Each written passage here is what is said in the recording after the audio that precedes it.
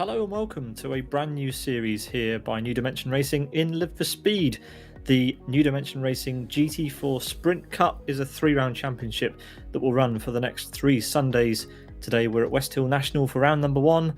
You're watching Sim Broadcasts. I'm Peter Butcher, and joining me in the commentary box tonight, it's Travis Mehlinger. Travis, how are you doing? I'm doing all right. Good day to you, Peter, from frozen Kansas. It is very cold here, but hopefully we'll have some toasty action here in GT4 racing at Westhill. We should do. Let's have a look at the car to begin with. We've seen this car before on the channel, but this fantastic mod made by Alexander124 Russ is a 3-litre V6 rear-wheel drive GT4 class car, which we are going to see driven by, what is it, currently almost 30 cars on the track today, Trav? Yes, indeed. 30 drivers set times in the open practice session, and there were at least a couple more. I saw at least 2 more who had not set times. So 32 drivers, perhaps more than that, in qualifying for today's event. Excellent stuff. Let's take a look at the track. We're at Westhill National, which utilises the infield section of the Westhill environment here in Live for Speed. We're going to have a 20-minute qualifying session, which has just about got underway. The drivers will be waiting at the end of pit lane for that one to start. And then we're going to have 2 20 minutes plus a lap races to draw out the action for today. So quick, snappy races, Travis, in this new format, which is going to be fun. Yeah, I like it. Puts a little pressure on everybody to make up positions as quickly as they can, make some aggressive moves, maybe a few dives, a little ducking and weaving they might not normally do in a longer event where they've got some time to strategize. It's all about making moves very quickly in this format. It is indeed. I mentioned this was going to be a 3-week championship. Here is the calendar. Today we're at Westhill National. Next week we're going to be at Blackwood GP and then Rockingham ISSC. All the information about signing up for this championship and all the rules and such are at newdimensionracing.com/GT4SC. We are just about getting ready to go for qualifying, Travis. There are a lot of cars waiting at the end of pit lane. Pit lane is currently closed, but we are going to get those cars out on the track just as soon as we can. And we'll bring you the track action. I'm looking forward to this. It's a completely brand new series, as we mentioned. New Dimension Racing kicking off their action for 2024. Sorry. Yeah, we have, looking to the end of pit lane, we have some of the usual suspects ready to go, get a clean track for fast laps, though there are enough cars on the track waiting at pit lane at qualifying times. It seems entirely possible to me as we get a green light. Mentis Smoky Vicious leads everyone out. Entirely possible to me that even with a head start out of pit lane, you can see that line of cars, ready to snake their way down.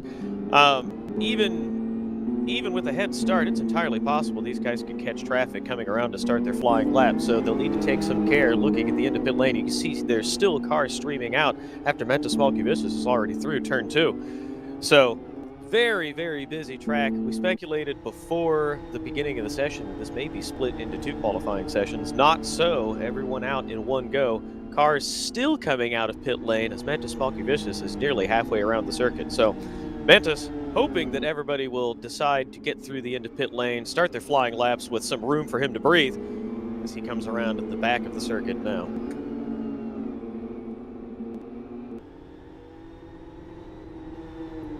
Yeah, it's a pretty short outlap here, Trav, before all the cars will start their timed laps, or their first time laps in the session.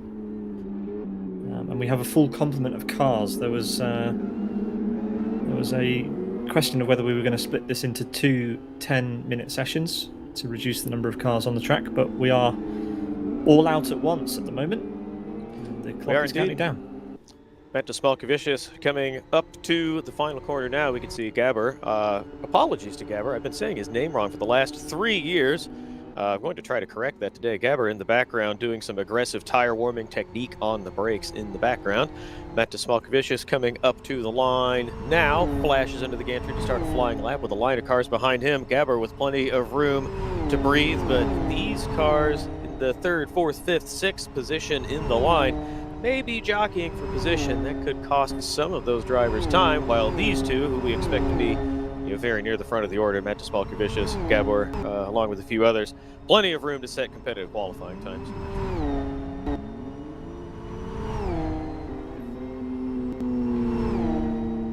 You mentioned this circuit configuration a moment ago, Peter. I quite like it. lots shorter than the international layout, but lap times end up being roughly similar because the inner part of the circuit is so slow. Whereas you go around the outer international portion, these long straightaways, sweeping corners, plenty of time on throttle, very little time on the brakes and slowing the car down. These slow winding sections in the inner part of the circuit make for a roughly, not exactly, but roughly similar lap time. Certainly a lot more technical, requires a bit more care out of the drivers to point the car the right direction when they spend so much time on the brakes, accelerating, decelerating. But we look at Mantis Malkovicius now coming up to the final corner on the brakes, up and over this curb to open the entry as much as possible. Bit wide of the apex, takes the car all the way around to the exit curbing. And now he's out of the final corner, looking at him from the gantry over the start-finish line as we wait for him to set the very first time. Here we go, over the line now, Mantis Malkovicius with a minute 33.67. Gabber not far behind, just about 1/10 off. As more cars start streaming in, nearly a full second off for Gabriel Lara. We should start seeing the times fall now. Daniel Orlov there in fifth. Patrick Hall just pips Daniel Orlov for fourth. As I said that, Lorenzo Lucchini takes the fourth position. So quick succession of times now. Still at the top of the order, Mantis Malkovicius. Rick Cardall jumps there into third position, about 3/4 tenths off his teammate ahead of him. And now 15 cars across the line, waiting to see the rest coming through now. No more changes near the top of the order. As I said that, Joe Holmes pips Mantis Malkovicius by 1/100th of a second. We might have expected that, Peter. Yeah, I mean, that's an amazing time, but 100th only better than the driver that's currently on screen, the number 7, Malkovicius. With a lot of cars still left to set times, we expect a few more. While we were talking, Imran Azar snuck there into fourth position, becomes fifth position as Isaac Price goes to the top with a healthy margin, 2/10 under Joe Holmes. Isaac Price now leading the fray, minute 33.45 seconds. Yeah, absolutely outrageous lap time. 2/10 of a second faster than anybody else at this stage, with 15 minutes still left on the clock. As we say that, Mantis Malkovicius comes around now. There was a very fast in-lap, not much time. There's plenty of time left in the session. I was about to misspeak. Plenty of time left in the session. Not sure why he was so quickly into pit lane. He could have perhaps cooled off on his outlap a little bit, but I guess trying to make as much time as he possibly can to set as many flying laps as he possibly can. Yeah. Isaac Price has thrown down the gauntlet there with 2/10, so I suppose there's some pressure, or at least Joe Holmes, Mantis Malkovicius, Gabber feeling some pressure to run as many laps as they can. As we see Isaac Price on stream now, wondering, I guess we'll see in just a moment, if Isaac Price is setting another flying lap on that set of used tires, or if he will also bring the car into pit lane. Approaching the final corner now, we will find out momentarily. Yeah, remember the drivers are not allowed to leave the track unless they're in the pit lane, so that's why we see drivers coming into the pits at the end of their laps, and I think Isaac will do the same, and change some setup, get some new tyres, and he'll be on his way for another lap. But yeah, NDR stick to realistic rules of racing, I think it's fair to say, such that we don't get cars tele-pitting on the track. And now would be a good time for those drivers who did not go out in the first very large group, as drivers are cooling down coming in to pit, take on fresh tires, a qualifying fuel load. Some drivers who may have chose to wait would find a relatively quiet track if they timed their exit correctly. Looking up and down the order for anybody who's between the cars that are just coming out now to start their flying laps, and I don't see anybody who would be especially competitive near the top.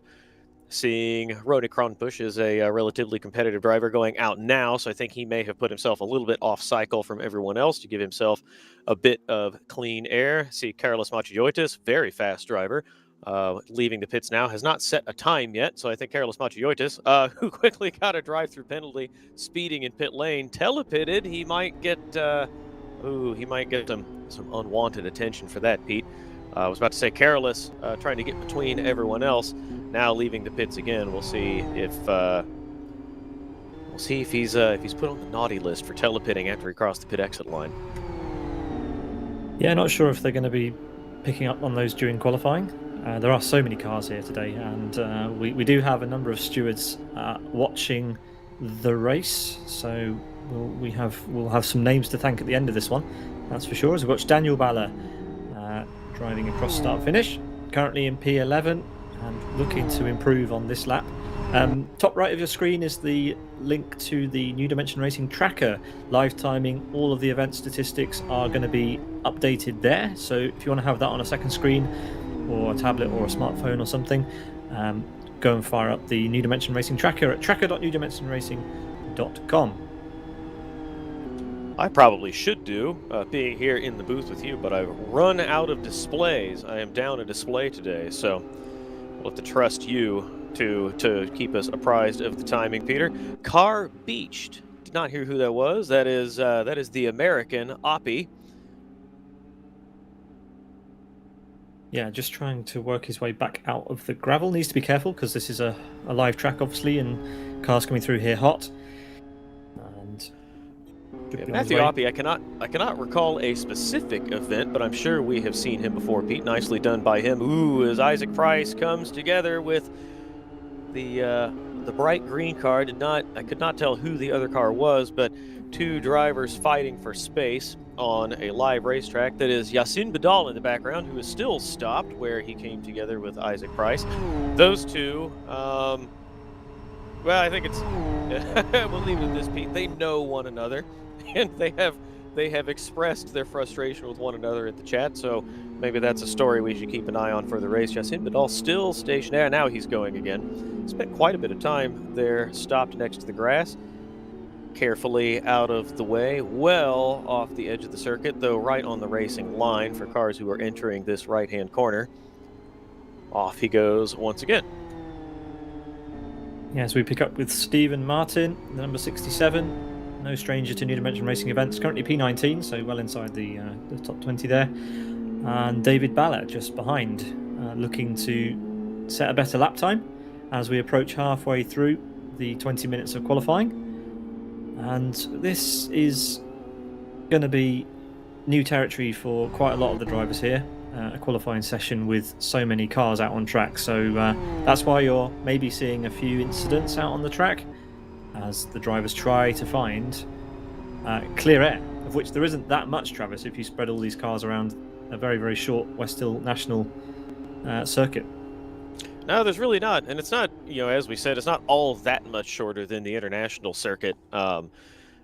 Cuts off, I don't know, a kilometer or so, but because there's so many of these slow winding sections on the infield of this circuit, it being a little bit shorter, and then the cars running more slowly, they tend to bunch up a lot more, which causes a lot of problems for drivers who are on a hot lap. And with the winding infield and the undulations of the circuit, it's easy to be caught by surprise with cars coming up behind you, or pop over a crest and see a car going slowly, trying to let you through when you didn't really expect it. So traffic management in qualifying, a big factor here to set a good time. As we are now down to about 9 minutes, past halfway through this qualifying session. The top time, Isaac Price, still at the very top with a minute 3.45. Mentis Malkovicius had the provisional pole position early before he was pipped by Isaac. There, minute 33.65 in the second position. 1/100th behind Joe Holmes. Gabor Jura behind him, minute 33.71. Rick Cardall in fifth. Imran Azar in sixth. Nico Pantola has stuck into the top 10. We missed that when it happened. In seventh position, Carol Kondrik in eighth. Dan Balla in ninth. And Gabriel Lara rounds out the top 10 as we run with 8.5 minutes to go. Looking over top of David Balla right now as he comes up to the final corner. Hopefully he can improve from his current 26th position.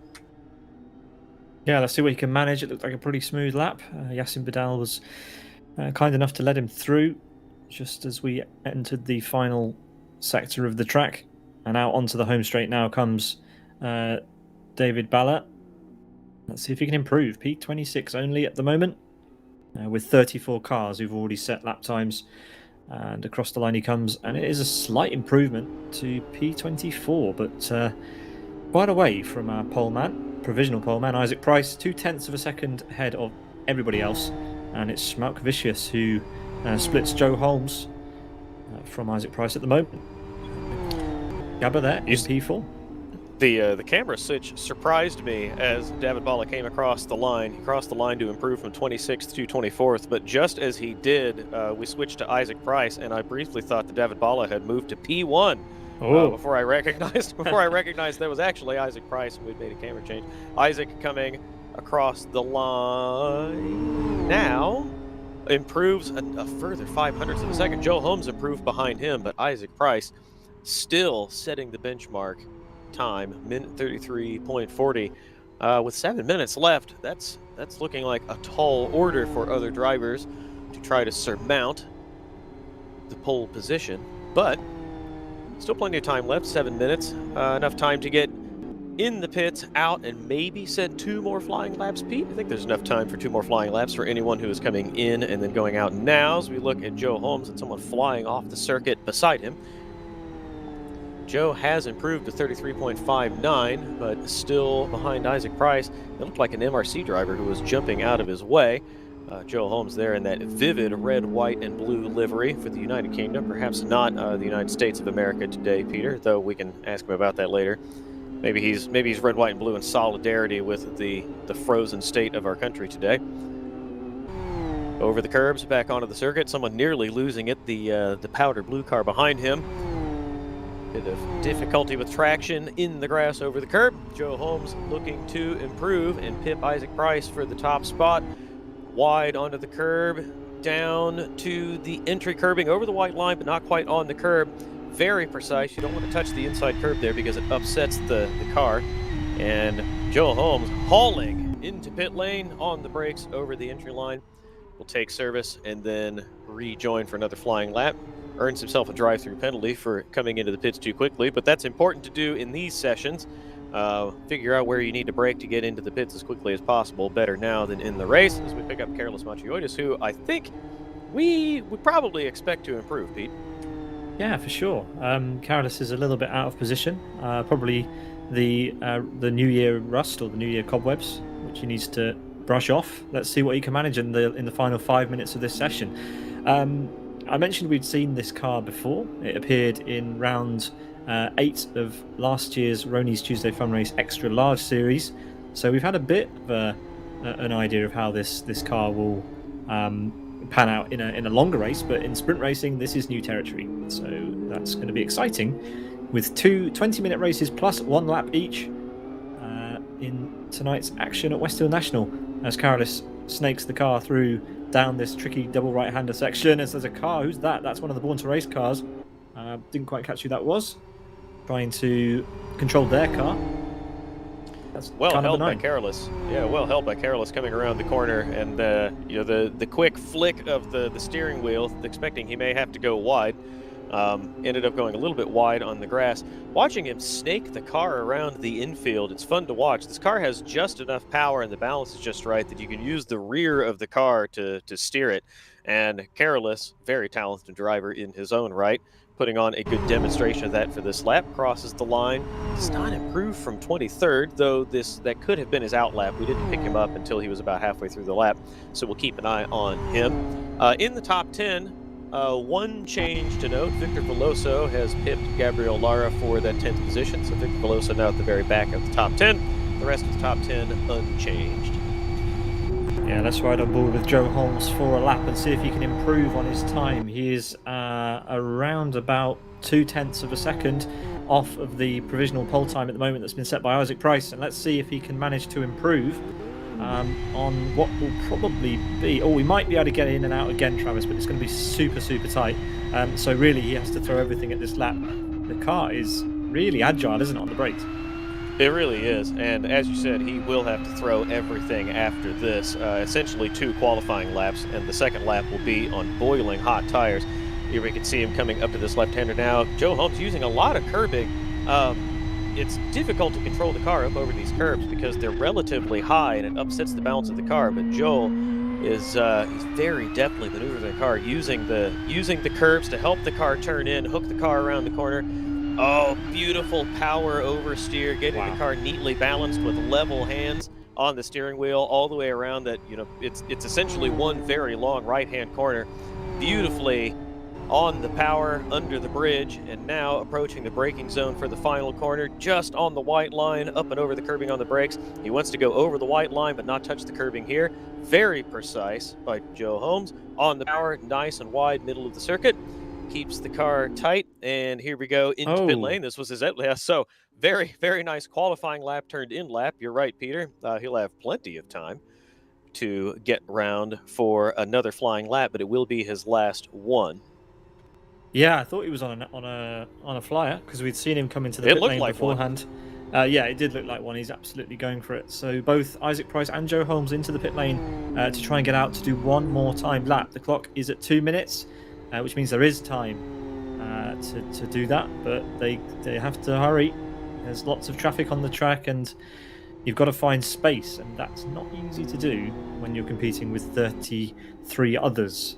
We're watching Peraza here, Travis, number 91. Yep, Miguel Peraza. I don't believe we have seen him in an NDR competition before. If we have, I have missed it. Very nice looking livery on this car. Very pretty machine. I like this a lot. 3 seconds off the pace and off into the grass. That will not help him improve.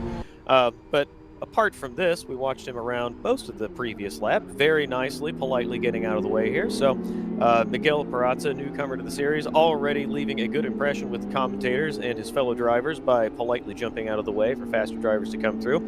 As we pick up Imran Azar, very fast driver, very, very good in E-Challenge.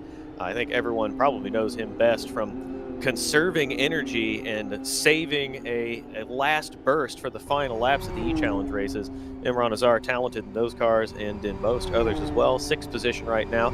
I believe this is his in-lap. I watched him cross the start-finish line on the earlier lap, so we'll see what he does here.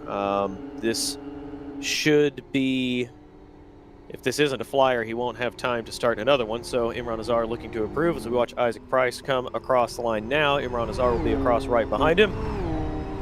Isaac Price still at the top, 33.40, starting flying lap. Imran Azar does not improve. Yeah, both Isaac Price and Joe Holmes now starting their final flying lap with 25 seconds just on the clock. So this is it for all the drivers. Anyone in the next 20 seconds can cross the start-finish line and set another timed lap in the qualifying session for round 1 of the New Dimension Racing GT4 Sprint Cup here in Live for Speed, as both these top 2 drivers head down the hill, and this is it. Joe is going to get immediate feedback on whether he is gaining or losing time on Isaac, because you can see him much clearer than Isaac would be able to see him through the tiny mirrors. Travis, it's always fun, isn't it? This kind of cat and mouse situation in qualifying, you can have immediate benchmark feedback.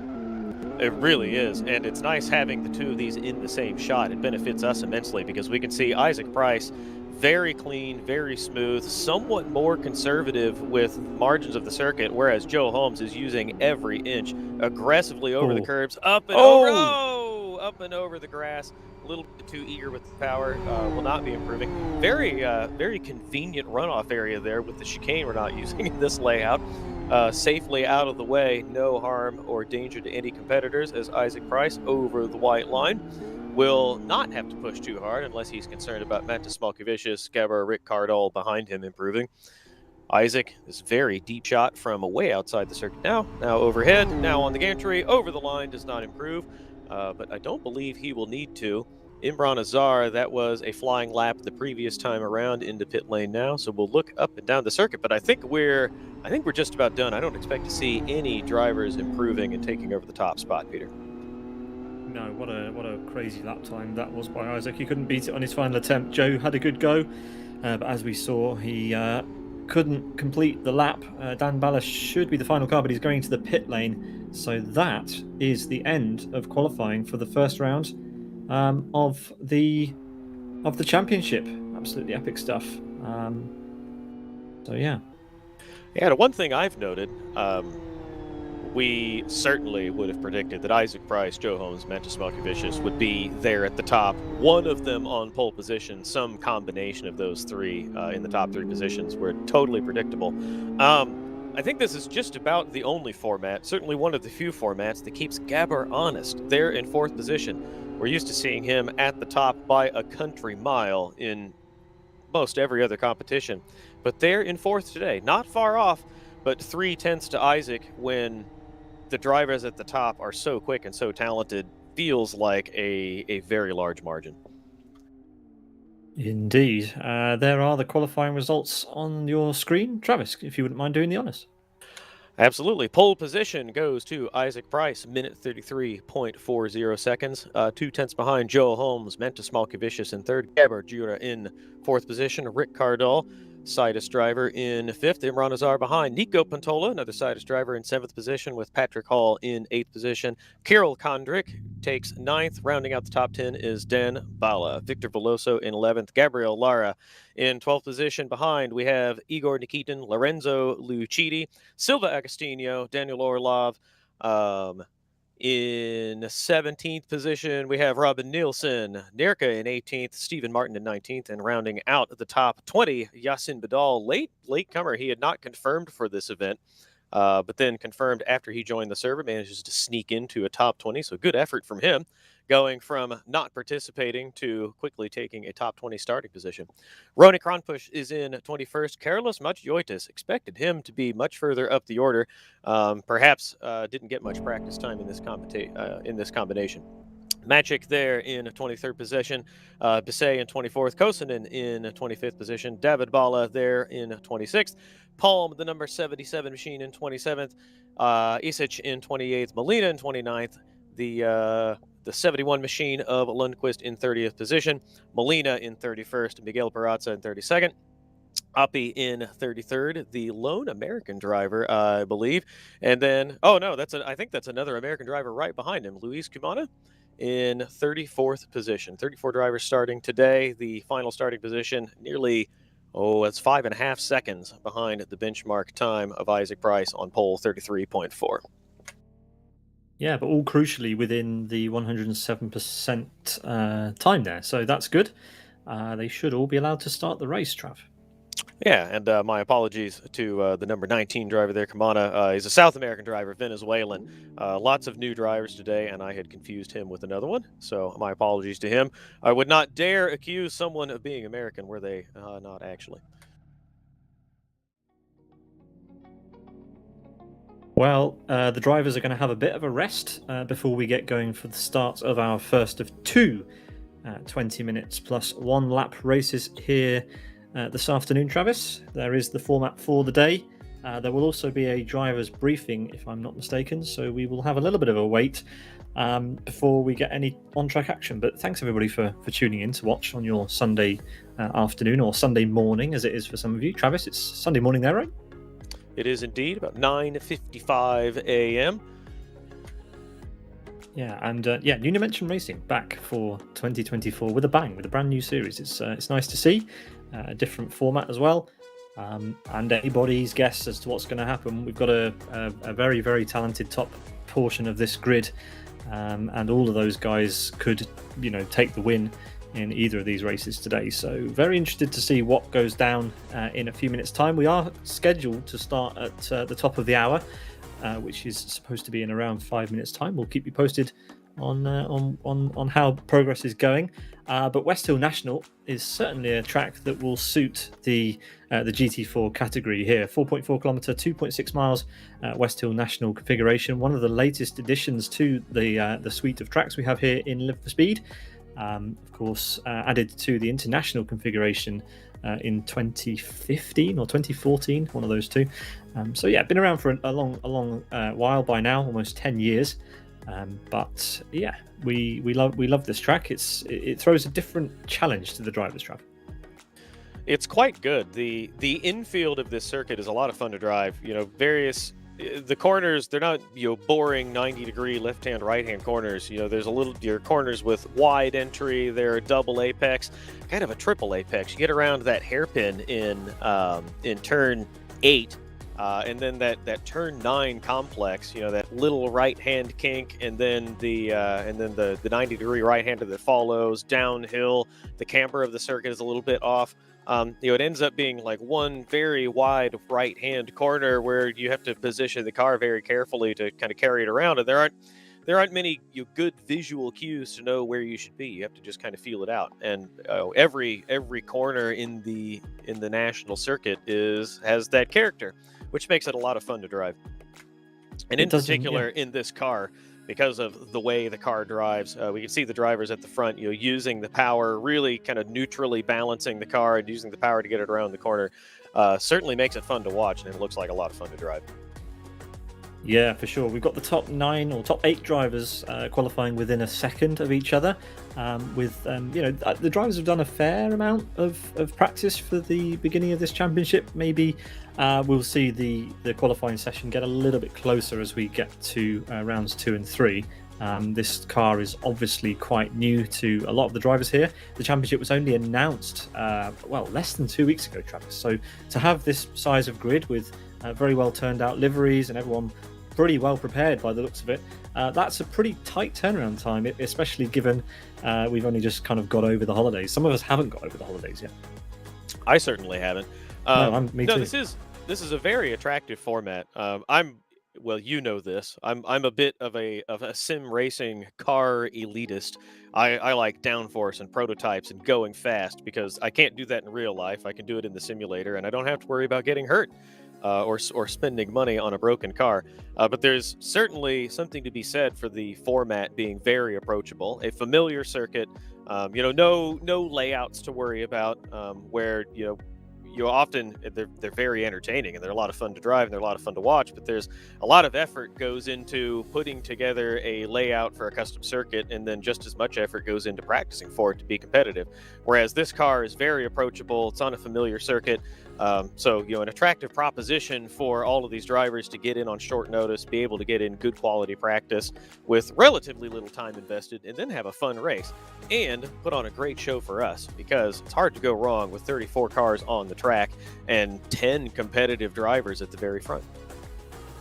Yeah, and if you like the look of the championship so far, we've only had a qualifying session to go off, but we're hoping the races are going to be spectacular. Then you can join us from round 2. You can make our grid even bigger if you want. Round 2 will be at Blackwood GP next Sunday, followed by Rockingham ISSC a week later. It's a very short, condensed schedule, which is pretty different. I like the fact that we're getting all the races together. It gives us some scope to do some things in February as well. So. Yeah, it's a tight, small championship, a bit of an experiment from the NDR team, but so far so good. And let's see how today goes.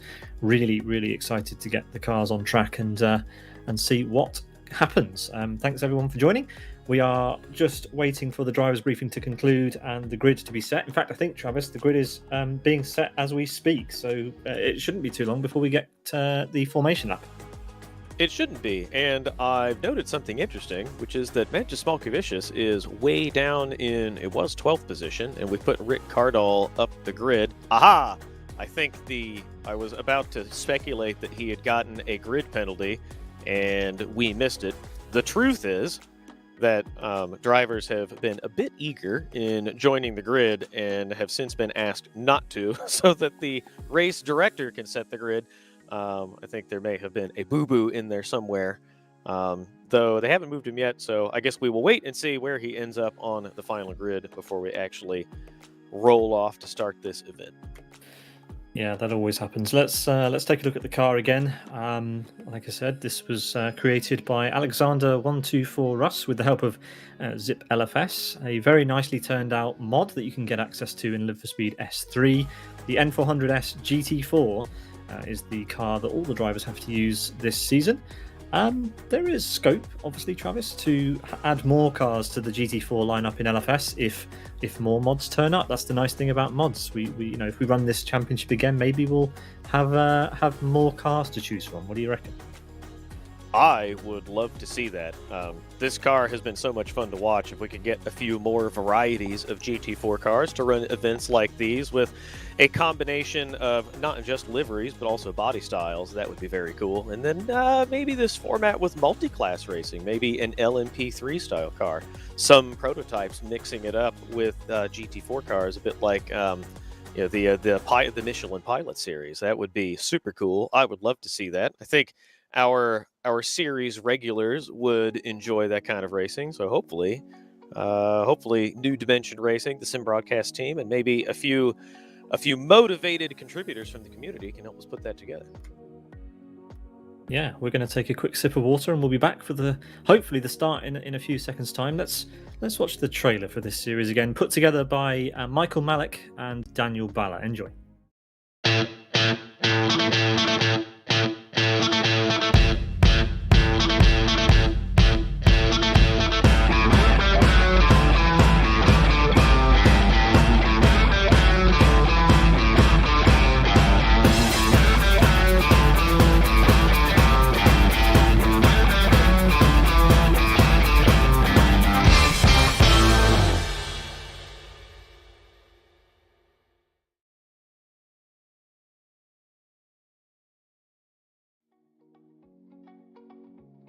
Lovely stuff. It's Travis here with me, Peter Butcher, alongside Chris McElroy in the background and New Dimension Racing putting together the first round action for the NDR GT4 Sprint Cup 2024. Travis, I'm so eager to get going. The grid is growing larger on my other monitor here, which is good to see, but we're not quite ready yet. We're not quite ready yet. You know the event, or you get the butterflies, the anticipation, the excitement starts to go when the directors are filling up the grid and the font starts to get smaller. Then we're about to have a banger. There are about 30 cars on the grid, 34 cars on the grid so far. That includes Stuart Baker, so one safety car there at the front of the order. Once more, we'll look at the track map, the configuration. It is the Westhill National Circuit, GT4 cars, a mod going around this track. The map says 10 corners.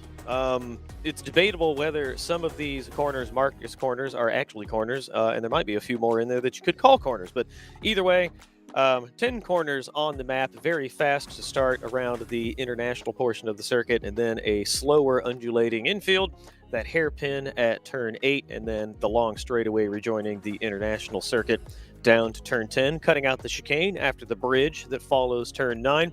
Lots of fun to watch cars go around here, these wide sweeping corners, the multiple apexes. Very, very good racing here so far in qualifying. Yeah, the New Dimension Racing official track map, Travis, has it down as 11 corners. So you were right. I think their track map breaks up the final corner into 2 independent corners, which, to be fair, probably makes a little bit more sense than this map. But who's counting except you? Who is counting? There's a philosophical debate that we could have if we had more time. Maybe we do have this time as we wait to see the grid fill out. What is a corner, Peter? How much do you have to turn the wheel, and how much do you have to slow down for a corner when does a to turn really become be a corner? Exactly. Indeed. Travis, New Dimension Racing, to those viewers who aren't familiar, New Dimension Racing have been around for a very, very long time, and they add something extra to the events here in Live for Speed. Namely, you mentioned it in your short ramblings earlier on, safety cars. Yes, indeed. They take the realism to a level I don't think you see anywhere else in sim racing. I think the New Dimension Racing team are at the tip top of the heap, giving a most lifelike experience to sim racing. And right you are, New Dimension Racing events often do feature a safety car and an air quotes medical car. I hope nobody's getting hurt in the simulator. Safety cars there at the bottom of the order that will follow the grid around from the start. There's a reason for that. Because they treat the event as realistically as you would a real life event. And because cars can go off circuit, they can get beached in the sand in these runoff areas around the track in order to avoid neutralizing the race in the early running on the first lap. A course car will follow the grid around, and if anybody gets stuck, they can pop them out and try to avoid neutralizing the race, having a safety car, because as you said, Peter, that does feature. They will follow the course car around to start this event.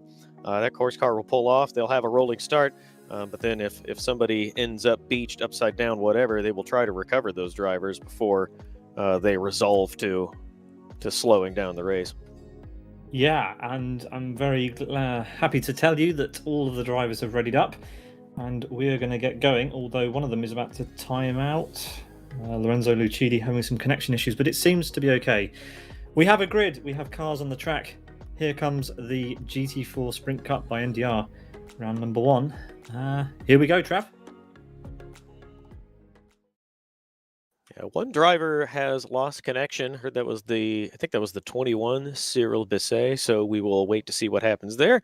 Looking under the gantry, you could see Stuart Baker there on the left will lead these drivers away in just a moment, waiting for the track to go green. Lights up now. When they go off, they will roll away slowly. There we go. Stuart Baker leading the field away. Isaac Price behind. They will have to switch positions around, each driver on the wrong side of the grid for their actual starting position on account of Stuart Baker taking the pole position, if you will. Cyril Bisset has rejoined. I think he will be starting this race from pit lane. He will not be allowed to rejoin his position in line without causing a bit of a mess. And looks like all of the drivers are away. Having a bit of trouble with the timing tower. You see Stuart Baker there at the stop. Apologies for that. He will fall down the order when he stops in pit lane and the rest of these cars go by. But there we can see beautiful GT4 spec. Call that, is this a Nissan-inspired car, Peter? It doesn't look like it to me. Going around with the lights on. There is a very elaborate lights control application for this car that I think, Peter, should we show that to the community sometime? A lot of effort has gone into making this safety car as realistic as possible. Yeah, Chris has been working on the TC Lights program, and you can see that those lights are flashing pretty quickly. And there's some clever little stuff going on there to make that all work. So pretty cool quickly stuff from Chris. And in interesting combinations.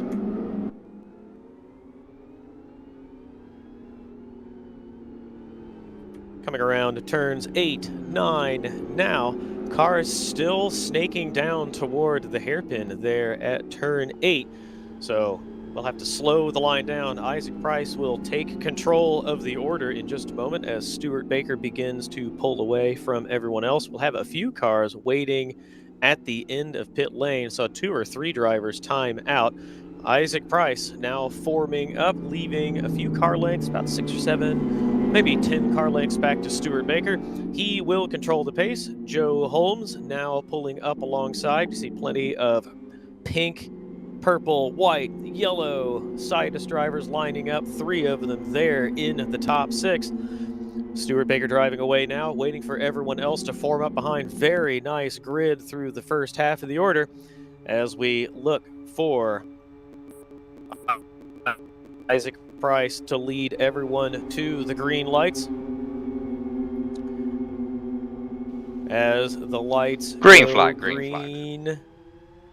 Now, green flag. We got the call from race control, and cars are away 2 by 2. A few stragglers in the background, but for the most part, a pretty nice starting order. Cars looking 3 wide into the first corner now. This could end in tears. That is Joe Holmes wisely backing out, getting split with Gabber going along for the ride. 2, 3 Sidus drivers in a line from 3rd, 4th, 5th position. But Isaac Price leads everyone away with, looks like Joe Holmes does take that position back from Gabber falls into 3rd position. As we snake into the infield, everyone cleanly away. Cars joining the race from pit lane. All out on the track, and this is through the first few corners. A clean race start. Looks like a Sidus driver went off in the grass in the background there. That was either Gabber or Rick Cardall. Couldn't see which one that was. As we run, coming around at the back of the Sursic, Isaac Price leads Joe Holmes, Rick Cardall, Gabber, Nico Patola, and Patrick Hall in 6th position. Clean and competitive race start. Very exciting into the first corner with cars going 3 wide as everyone settles in, approaching the... Yeah, thanks very much, Travis. And we are riding on board now with Joe Holmes as we follow Isaac Price down to the final corner on lap number 1. Absolutely epic start from Joe and all of the drivers at the top. But yes, a bit of a jump from Rick Cardle up to P3. Yeah, there was enough action there that it was hard to see what happened, and the positions don't update until cars go across one of the sector lines. So that may have been Rick ahead of Gabber the entire time. But either way, 3 wide into the first corner. Joe wisely backing out, seeded the position, and then got it back in the shuffle going through the first 2 or 3 corners. Everyone shaking out behind, move into the first corner. Cars very close to one another. That is Nierka, who is up into 11th position from a bit further down the grid. David Bala, spears off in the second. That's a big hit into the tires. 3 cars all go off. That was car 13 in the background that hit the car really, the tires really hard. Molina, yeah. Yeah, Joaquin Molina, Argentine driver, very hard hit into the tires, rejoins, but that car will be badly damaged. Yeah, they've almost retired, certainly need to rejoin. Take repairs for that. Yeah, you're not supposed to telepit or telespectate from the race in NDR, so that'll earn him a ticking off. As we watch the cars file down the hill, we've got 3 Yes Motorsport / Team Sidus cars. I think, they are Sidus Motorsport cars, all in a line there, all with their purple and white liveries. And it's Isaac Price who's driving for Yes Motorsport in this event, actually, up in the lead at the moment. As all the cars are spread out now into single file, looking very nice indeed as they come around to start the 3rd lap now. Yeah, and looking down the order, Matt Smalkovicius has made up a few positions into 10th. Victor Veloso up to 10th. That is Nikitin, the number 52 machine. Igor Nikitin has come up into the top 10. So a few drivers have fallen down the order. Gabriel Lara down a couple positions. As I said that, let's see, Carlos Machiotis is also well up the order. He started in, I believe it was 22nd position. Cars going 4 wide in the middle of the order there. That bright green car from 4th in the line all the way up to the very lead. That was Agostino from the back of that line to the front, though he's about to lose the position, holds the car on the outside, forces the car on the inside up and over the curb. Couldn't tell who that was, but that is aggressive, but I think it's clean and fair driving. Pete gave him just enough room, made him choose whether he wanted to hold the inside up and over the curb. Sorry, Travis, rejoining him with a couple of cars there. Gabriel Lara getting involved in that Agostino battle now, losing a lot of places. Sorry, carry on. No, that's okay. We need to...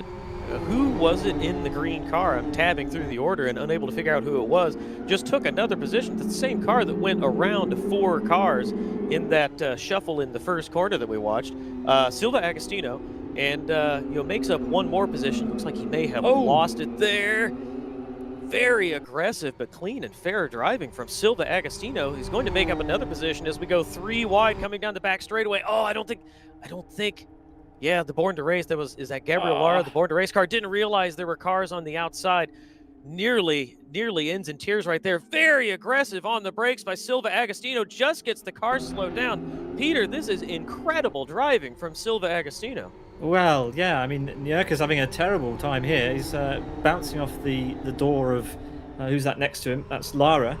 And having a terrible time of it over start finish, and it's all going off. Meanwhile, at the front, Isaac Price has gained a second of a lead over Joe Holmes as these two go side by side once again. And it's Lara then who gets the slingshot around the outside and pulls the gap over Nierka there. Yes, Travis, this is a bit intense. It really is intense. Gabber has a nice buffer ahead and behind him, so he can focus forward and on his own pace rather than worrying about fighting with cars around him. Magic is in the pits. Did not see why, but that puts him near the back of the order. Could have been a drive-through penalty. We will have to look into that. He didn't stop, just drove through pit lane, so it seems likely that it was a drive-through penalty. Off and going in 31st position again, well down the order.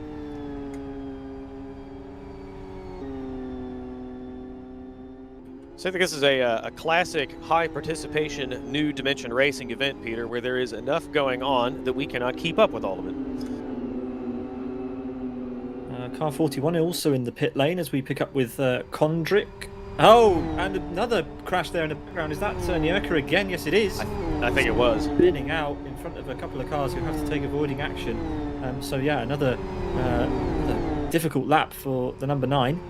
As that's Roni Krompish now going past on the on the inside. Very easy to spot Roni's livery. And Nierka's tyres now are suffering in that N400S GT4 car. And again, making more contact with other cars there.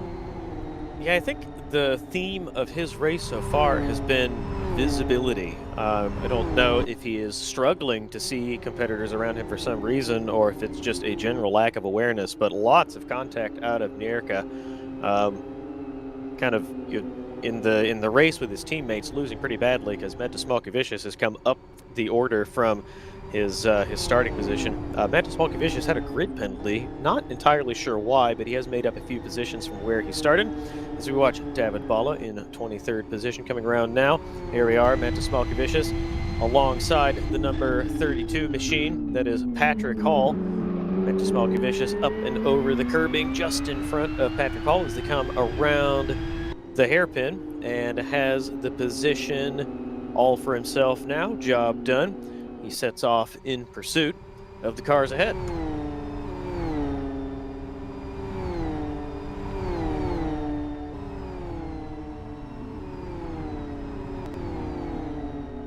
There we go. Race control, listening to the stream.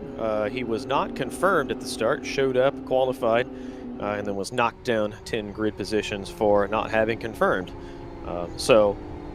Good performance from Mantis Malkavicius despite that 10-place grid penalty, up 5 from where he began, so good show from him. 1 second down on P7, that is Victor Veloso ahead of him, who has also made up a few positions from his starting position. The order pretty well stable at this point, at least in the top 10, though Gabber quickly coming to grips with this car. I think the closest fight on track is Gabber slowly reeling in Rick Cardall, a few hundredths, a tenth or two here and there.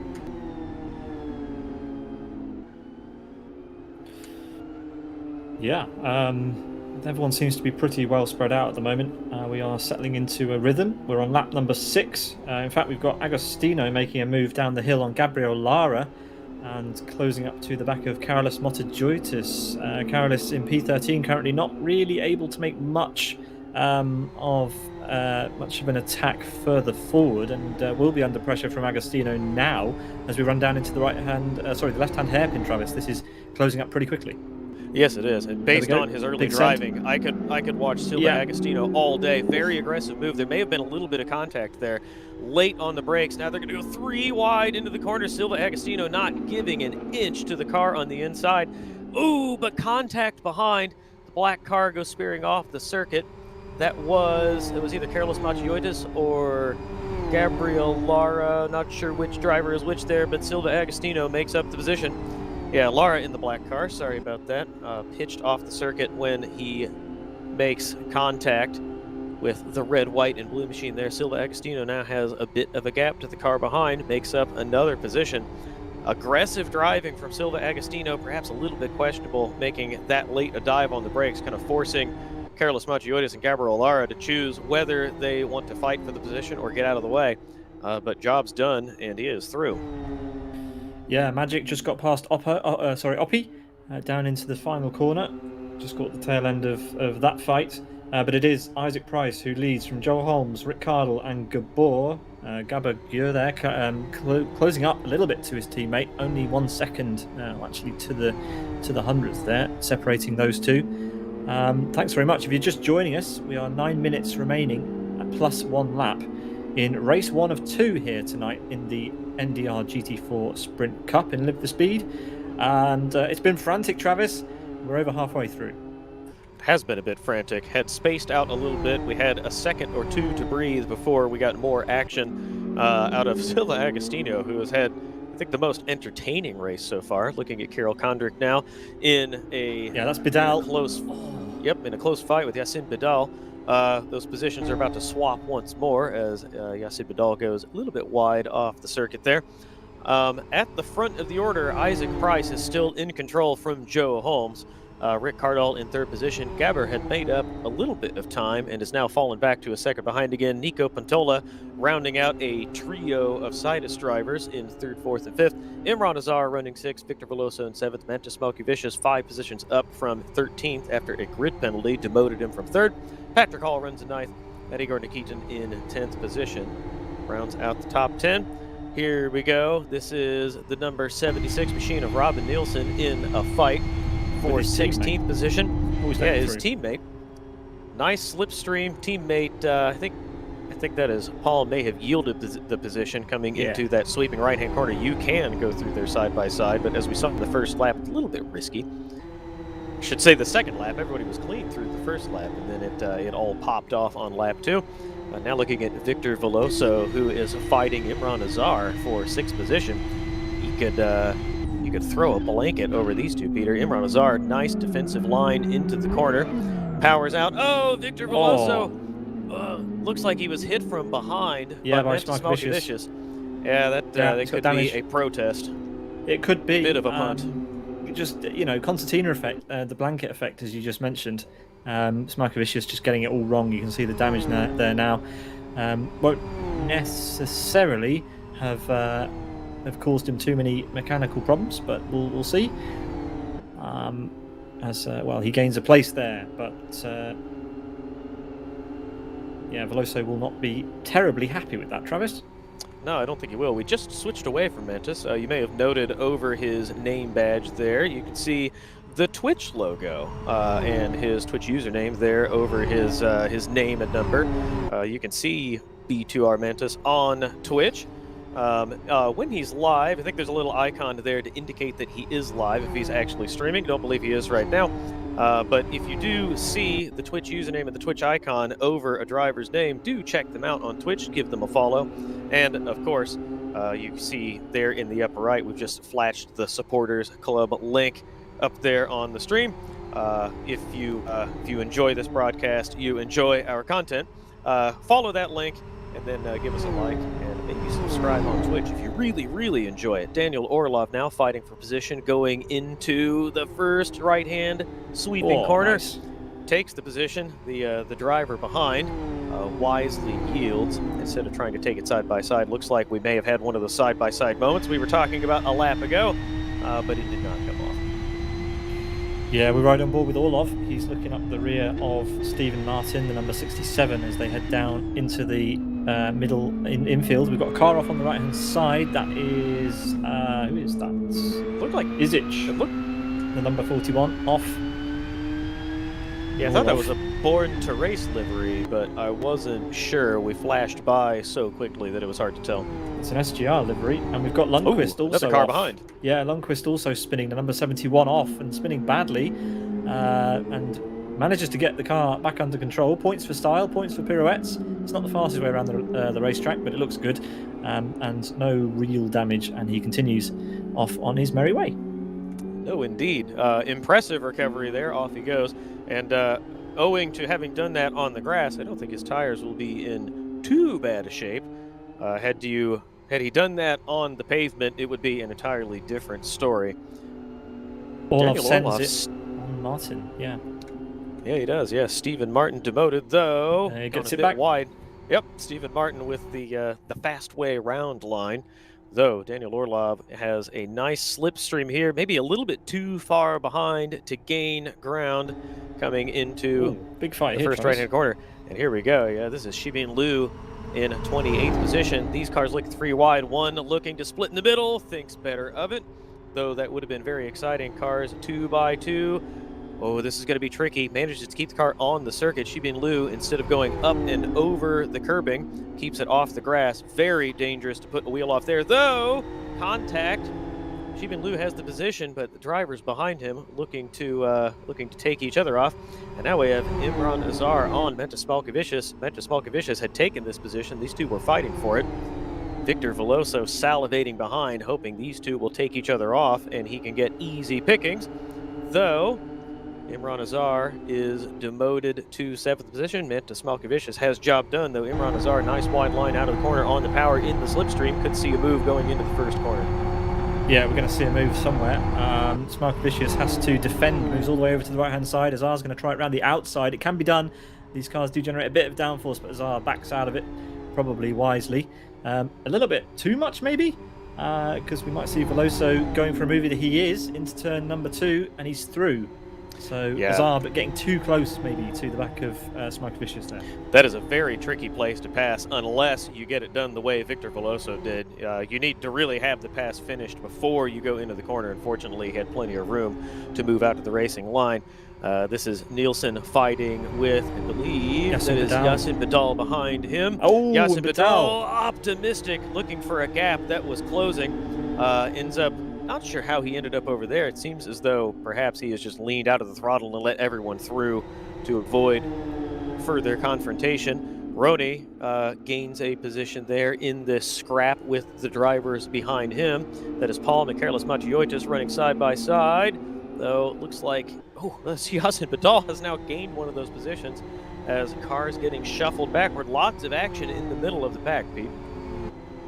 Yeah, more still as Lara and Nyoka are fighting as well. Lara in the black number 30 and Nyoka in the Born to Race livery just coming into shot now. And it looks like Lara's going to make the move on the exit. Yes, he is. That's job done. Not really much that Nyoka can do from there unless he gets a slipstream out of this corner as Badal ahead, going off again in a strange way. That was a brilliant move by Gabriel Lara. Nierka kind of defended the inside line after Gabriel Lara looked like he was about to commit to it, but Gabriel Lara had the confidence on the power. Nierka went a little bit too deep trying to defend the inside line, and they had to kind of cut back on the exit of the corner. Gabriel Lara had the car neatly slowed down and was able to power around and take the position. Looking at Lundqvist now in the blue machine, well down the order in 29th, a second behind the car in 28th. I believe that's Molina ahead of him. We're getting a car that's timing out. It was Germana. Oh no, they've managed to get back into the onto the track. But there we go. As we have a lap counter now, we are going to have 14 laps in this race, confirmed by race control there. So just 2 laps to go after this one for Isaac Price, who's currently on the stream, followed closely, well, not that closely actually now, Travis, 3.75 seconds back to Joe Holmes in P2. Isaac's got this race under control so far. Yeah, around here we don't measure that in seconds. We call that, that's in a unit of country miles, and I think that is at least 1. Looking at Joe Holmes in the red, white, and blue machine. We're picking up Matthew Oppie going around Miguel Peraza. Other way around, but yes. Sorry about that, other way around. All Job good. done, and easily. Yeah, that was a nice move. I think we talked about what makes these kind of events, these combinations, this circuit, this car so attractive is the approachability and how many drivers can participate and feel competitive. And now as we watch the race and we see all of this action up and down the order, everybody has a chance to race somebody out on the track. We just picked up action, the exchange of positions all the way down near 30th place. So drivers not running near the front, but everybody has a chance to do some door-to-door action on the track, which I think is great for encouraging participation. More events like these with more drivers who get to actually race somebody and not just run around getting smoked by Isaac Price or Joe Holmes. Great for us, great for the spectators, great for the drivers, great all around for Live for Speed. Yeah, for sure. There's a really, really good competition at the front and competition for anybody who wants to join, as we see Isaac Price making the first lapping of the race, getting past Oppie on track that we saw, as we are watching Roni Krompush, who's being slowly chased by Nilsson.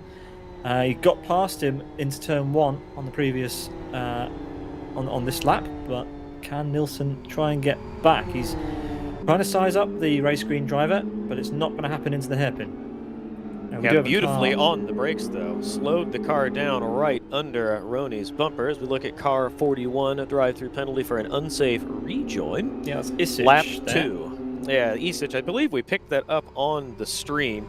I think that was the rejoin on the inside of the circuit, forcing a bunch of cars to go around the outside. We just heard that Lundqvist is spinning around. Oh, this is Isic as well, who now spectates out of the race. So just decided to tele-spectate there, and Lundqvist was they were off the track. Both of them were off the track. Lundqvist continues now.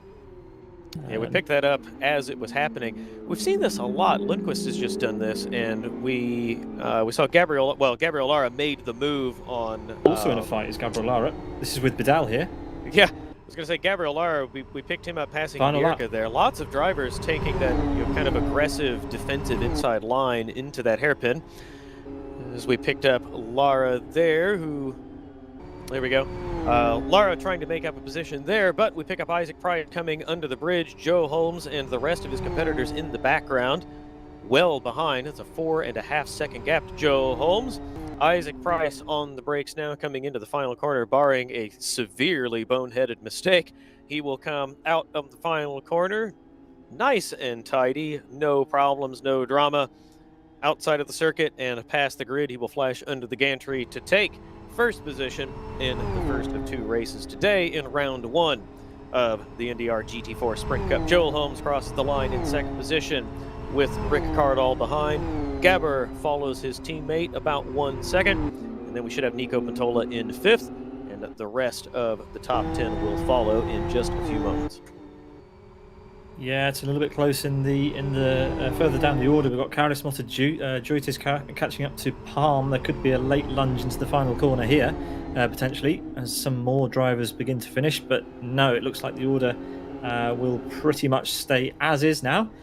As yeah, the top 11 there confirmed on your screens, with more cars finishing. Travis, we thought this was going to be good, but this format is an absolute belter. Bring it on, race 2. It really is. This is fantastic. Racing up and down the order. Again, for anybody who was thinking, anybody who was thinking about participating, you can see lots of action here. 2 wide. That is, Lucchini isn't able to take the position, but did finish, fully abreast of the car on the inside. Lucchini credited with 21st there.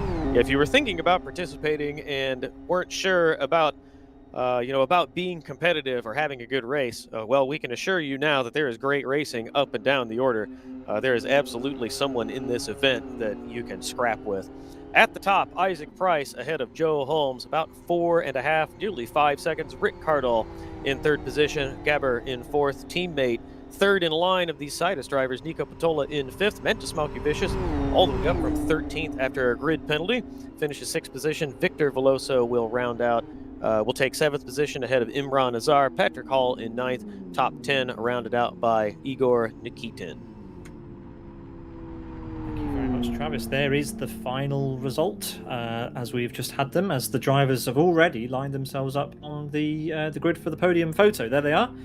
The rest of the drivers going into the pit lane. So, absolutely brilliant stuff. We need to review the grid for this race, Peter, because I do not remember where Silva Agostino started, but I assume it was well down the order. We watched him for, I think we gave him more attention than anyone else. Only qualified 15th, so he must have been down and then up, but Silva Agostino making very entertaining moves, very aggressive, a little bit on the edge a few times, but I think for me, the most entertaining driver of the race. Very exciting driving out of Silva Agostino. Yeah, I'd certainly had a lot of the camera focus early on in the race. Didn't see much of him at the end of the race, as we see lots of cars filing into pit lane. There will be a small break again. The drivers will be allowed to have a rest. I think that's probably wise. There was a lot of door banging, a lot of fantastic overtakes, probably a lot of sweat, considering the drivers probably haven't had that much fun in quite a while. Well, we've certainly not been that entertained in the commentary box for some time. That was pretty great stuff. There you can see the top 20 from the race on your screens. Let's flash over to the second page of results. Just a handful there, 2 DNFs, Travis. So pretty good for such a packed field. Yeah, it really is. 33 drivers finished, all but 3 of them on the lead lap. So very competitive up and down the order, lots of great action.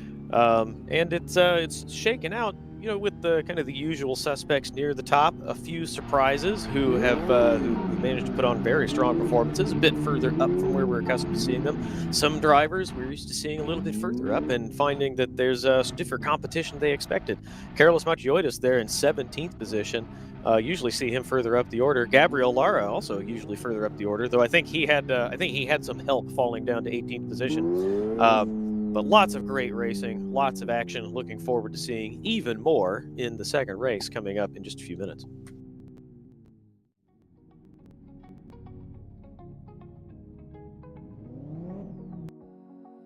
Yeah, the second race will follow exactly the same format as race number 1.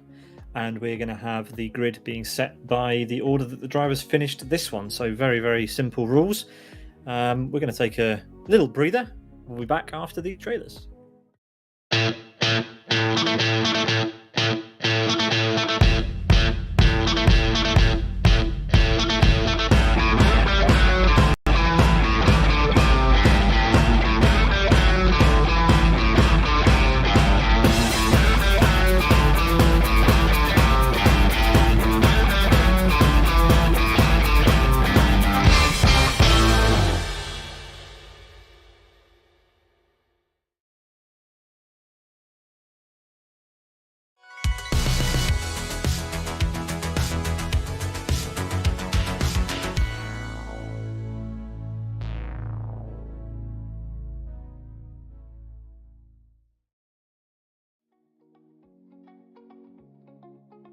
Welcome back.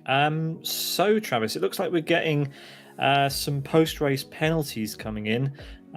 Driver 41, car 34 and car 30 are going to receive post-race penalties. So that may affect their start position for race 2. So we'll keep you posted on that. We are yet to see the drivers being gridded up, so we'll have a little bit of a wait here. But yeah, 3 penalties that have been handed out to car 41. Car 41 is... who is car 41? I think they've left the server, in fact, so I don't think car 41 is with us anymore. Car 34 is Carlos Motajoitis, and car 30 is Gabriel Lara. Yeah. 41 was Isic, who left. Yeah, us. Isic.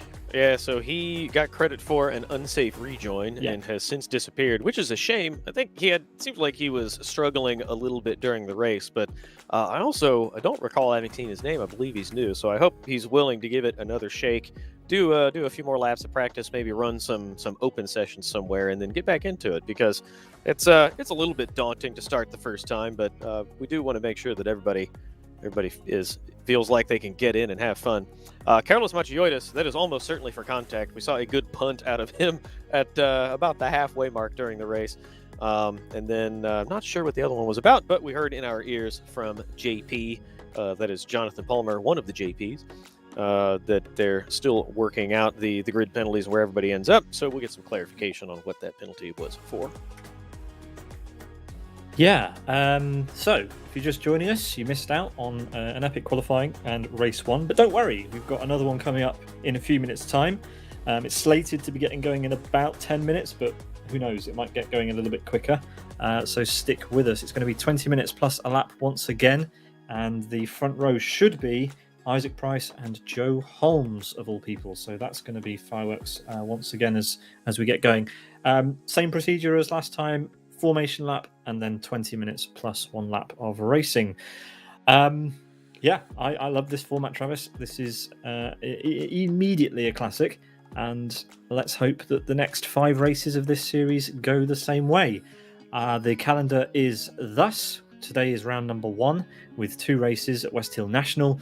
Then we'll have the same again, 2 races at Blackwood GP in 1 week's time, which means you should go and sign up if you're interested in participating in the GT4 Sprint Cup by New Dimension Racing.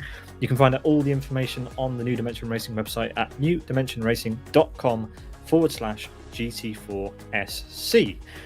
Links to all of the Live for Speed forum posts, the sign up thread, all of that good stuff over on the NDR website. The final round of the championship will take place at Rockingham ISSC in 3 weeks' time. or I suppose 2 weeks' time now that we're on round 1, on Sunday the 28th of January. Travis, the car is a winner. It really is a winner. Lots of power, not too much weight, not a lightweight, but not too heavy either. Rear wheel drive, so you get to spin up those rear tires. In qualifying, got to see the drivers at the front: Isaac, Joe, Rick Cardall, Gabber. Gabber drives a car with the rear wheels. I am convinced that Gabber actually doesn't have a steering wheel in his hands when he is driving. He just uses the throttle. But it works very well in this car. Lots of power.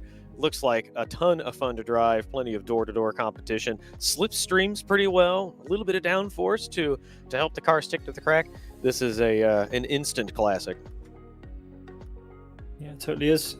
Credit to Alexander124us and Zip LFS for putting this mod together. I know that the safety car was developed by Alexander and Chris McElroy. The light bar was added, and we saw that briefly at the beginning of the formation lap. We'll see it again in just a few moments' time. So yeah, good work going on this car. The light bar is available on the non-GT4 edition. It's on the road version. So you can check that out in LFS 3 as well. The race has ended, which means we are going to be gridding up for race 2 now. So the grid penalties, I assume, have been worked out, and the race control team are going to be putting the cars back on the grid.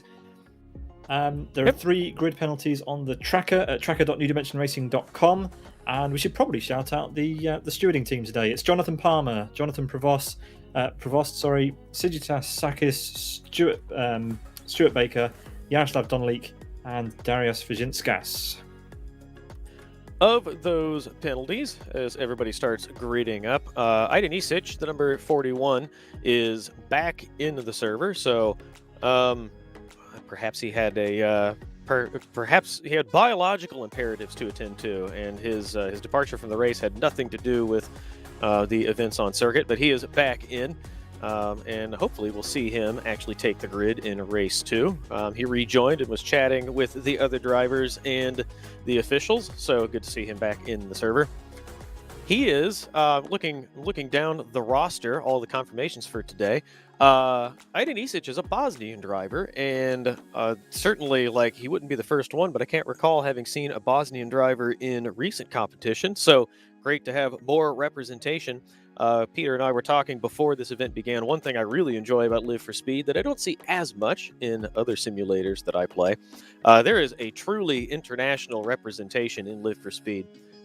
Just looking down the nationalities of drivers, there were 34 drivers started this race, Peter, and I'm looking at 20 different nationalities. So lots and lots of drivers from all over the world, even more so than a lot of actual real life competitions. Truly an international event. Yeah, I think you said the only continent that's not represented is Australasia, so that's pretty epic. So pretty great to see. And yeah, you're right. It just works in Live for Speed, doesn't it? There are very few problems with running international races, and this one went without a hitch, as far as I can tell. So a credit to Live for Speed and, of course, the drivers for keeping out of each other's way. The grid is being set. I'm very excited. We're going to get going once again. It's a formation lap plus 20 minutes of racing, and then 1 lap at the end for good measure.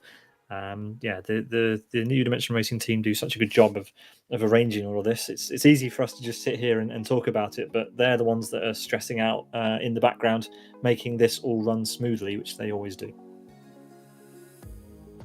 I don't know that they're stressing out. I don't think JP is a very calm and collected person. I have never heard him stressed, nor have I heard him become frustrated. He is calm, cool, and collected 100% of the time.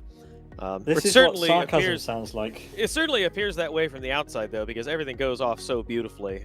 He holds it in well, and it helps put on a marvelous event every time. So hats off to him and the rest of the NDR team. They do, as you said, Peter, a great job.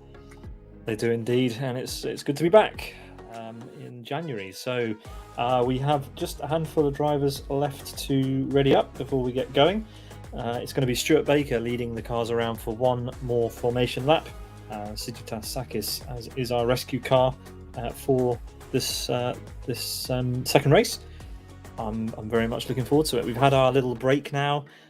The eyes are starting to focus up again, and yeah, the drivers, judging by the chat in game, certainly enjoyed that first race. Yeah, there's, after most events, there's a bit of chatter about how it went, and an incident that may have occurred here or there. But there was an uncharacteristically large amount of chat after the race. Everyone, as you said, does seem to really enjoy this. Certainly a bit noisier on account of there being more drivers in this event, which we love. And we'll put the call out again to everyone watching, or everyone who would consider participating. Definitely do. This is an instant classic, fantastic event, and there are 2 more of these, so there's still time to get in if you want to bang doors into GT4 car around the amazing circuits we have available in Live for Speed. There again, you can see the schedule on stream. 2 more weekends of this. Once again next weekend, and then the weekend after that. The 21st of January will be at Blackwood GP, and then the following weekend, Rockingham ISSC. I fully anticipate that we will see another 30 car plus grid for what has been an excellent format, clearly from what we saw in the first race today. Yeah, we are still having a bit of a wait, but the wait will be worth it. And we hope you can stick with us. We'll play some trailers, and we'll be back hopefully for the start of the race.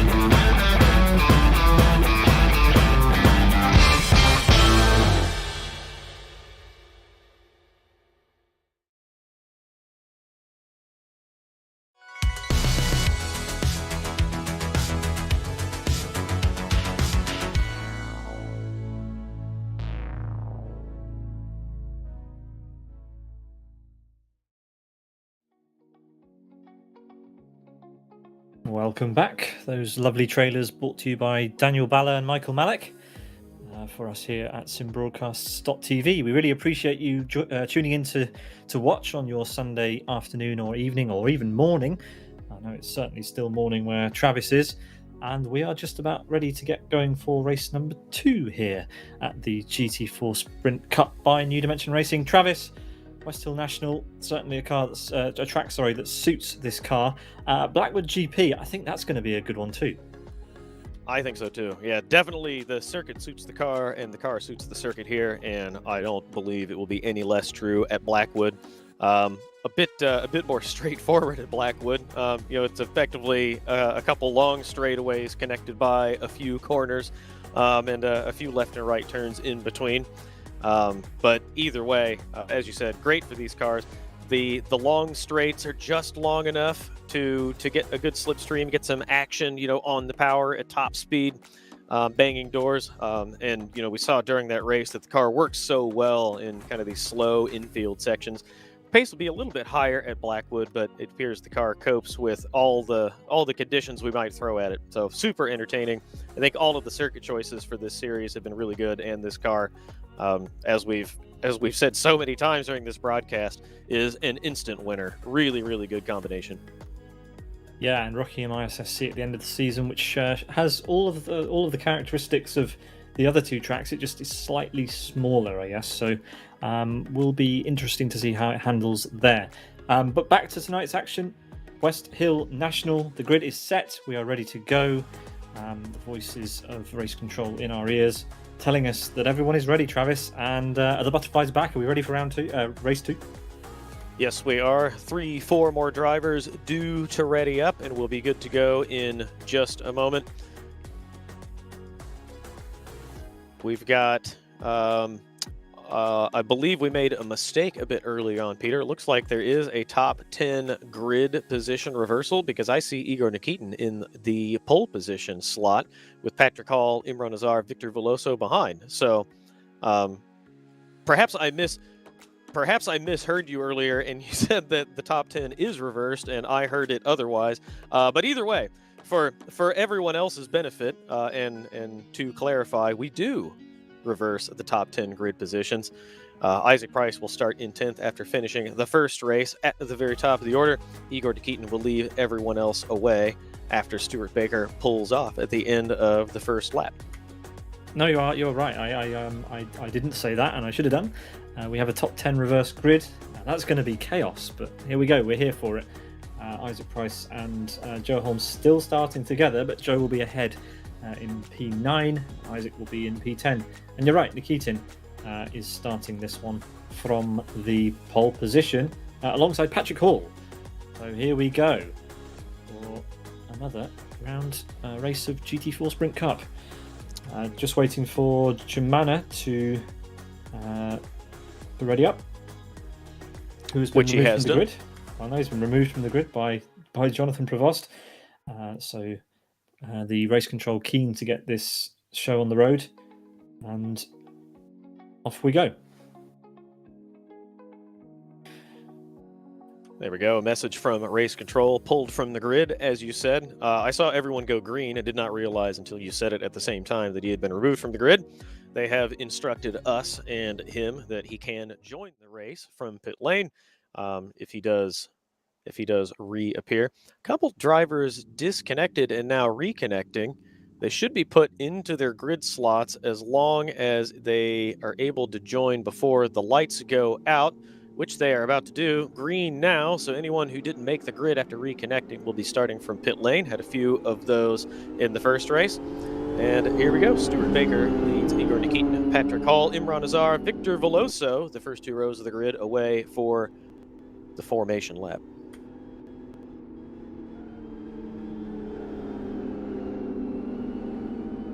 Ooh, and as we said that, Isich connected just as cars were pulling away and then left pit lane, so I think he will queue up at the pit exit line, though the race control app has instructed everyone the pit exit is open. Now it's closed again. A bit of confusion there, so hopefully nobody actually went out on circuit.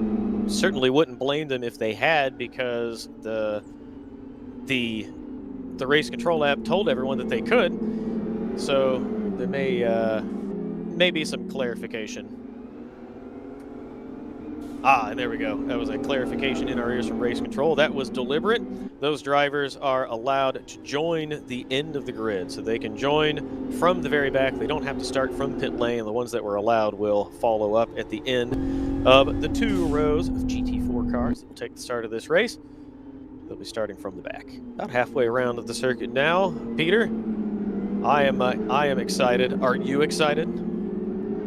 I'm very excited. I've just, well, there we go. We can see now Isaac Price and Joe Holmes. They must be very excited. They're in the thick of it. They're going to have to avoid all of the chaos that's going off ahead of them, as the drivers now at the front are starting to line up side by side.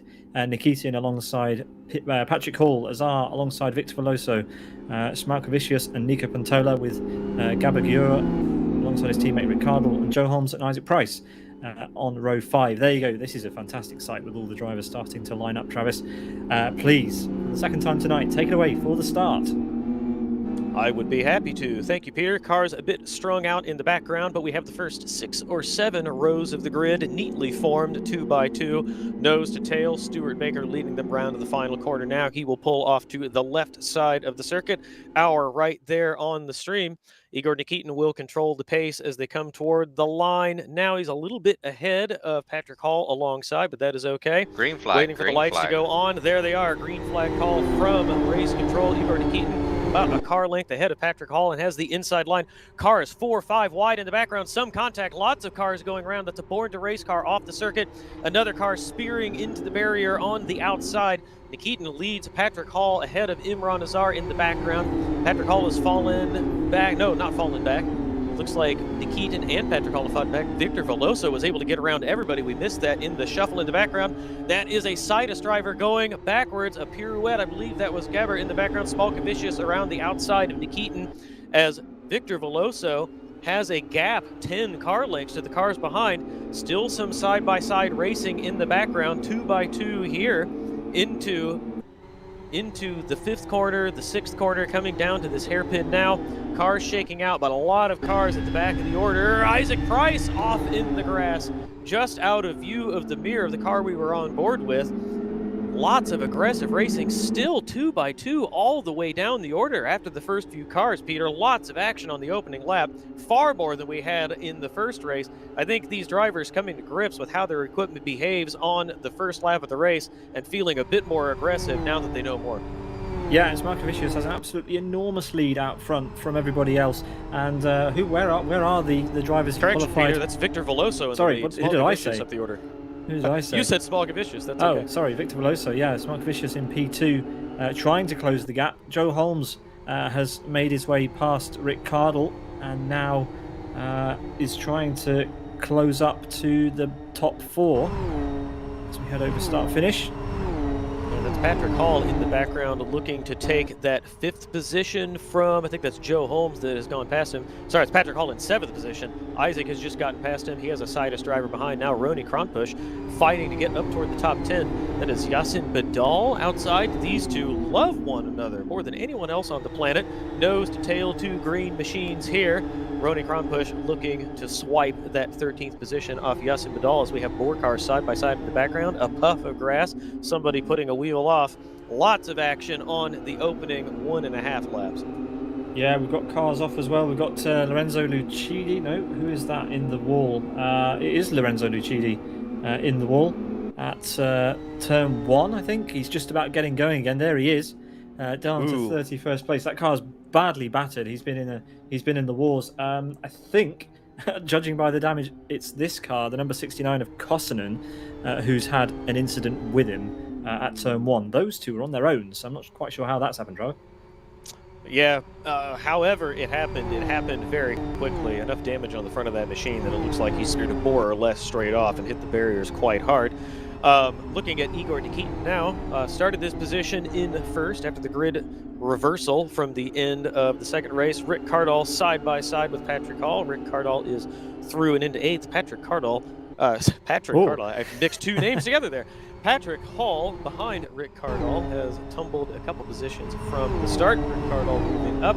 The order on the beginning of the 3rd lap is Victor Veloso, about a second ahead of Mantis Smolkovicius as we watch cars 2 by 2 going under the gantry, still side-by-side racing.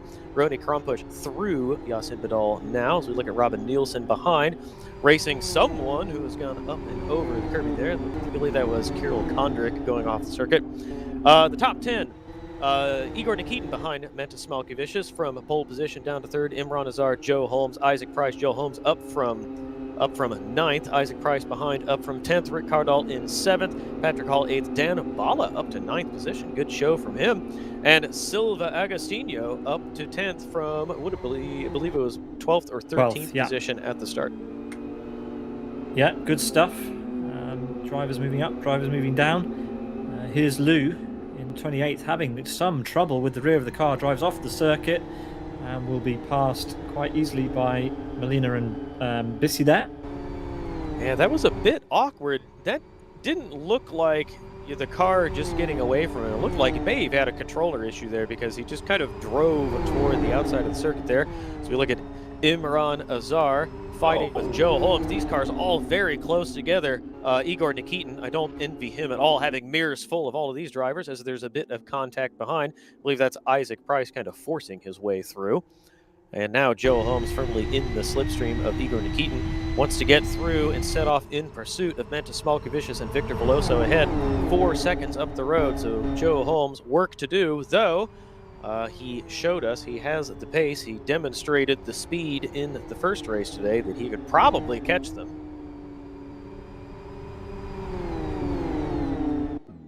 We've got cars spinning on the home straight. Lundqvist and Isic there not having a good time out of the final corner. They're both moving again. There they are. As Rick Cardle then side by side with, is that Imran Azar? No, he's already got past Imran Azar. He's now up the rear of Nikitin. Yeah, my hat's off to Igor Nikitin, who started from pole position, ran the third for a couple laps, and now has the very best of Live for Speed in his mirrors and on either side.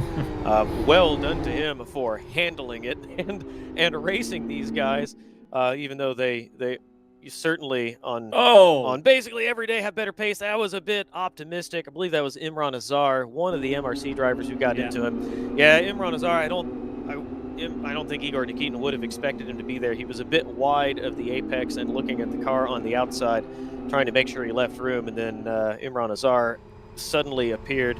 I would call that a racing incident, a bit unfortunate. Igor Nikitin, as I was saying, fighting with all these drivers, is holding his own in 5th position, while Isaac Price, Joe Holmes, Mantas Smolkovicius, stream by to sit off in pursuit of the lead. Speaking of the lead, Victor Veloso has Mantas Smolkovicius getting a little bit bigger in the mirrors, as we are once again side by side. This about to become 3 wide going under the gantry in the background. Nikitin now has, I believe that's Patrick Hall on the outside. Good move by Patrick Hall to get it done on the outside as we look back to Gabber and his teammate, Nico Pantola, running a line astern in 12th and 13th.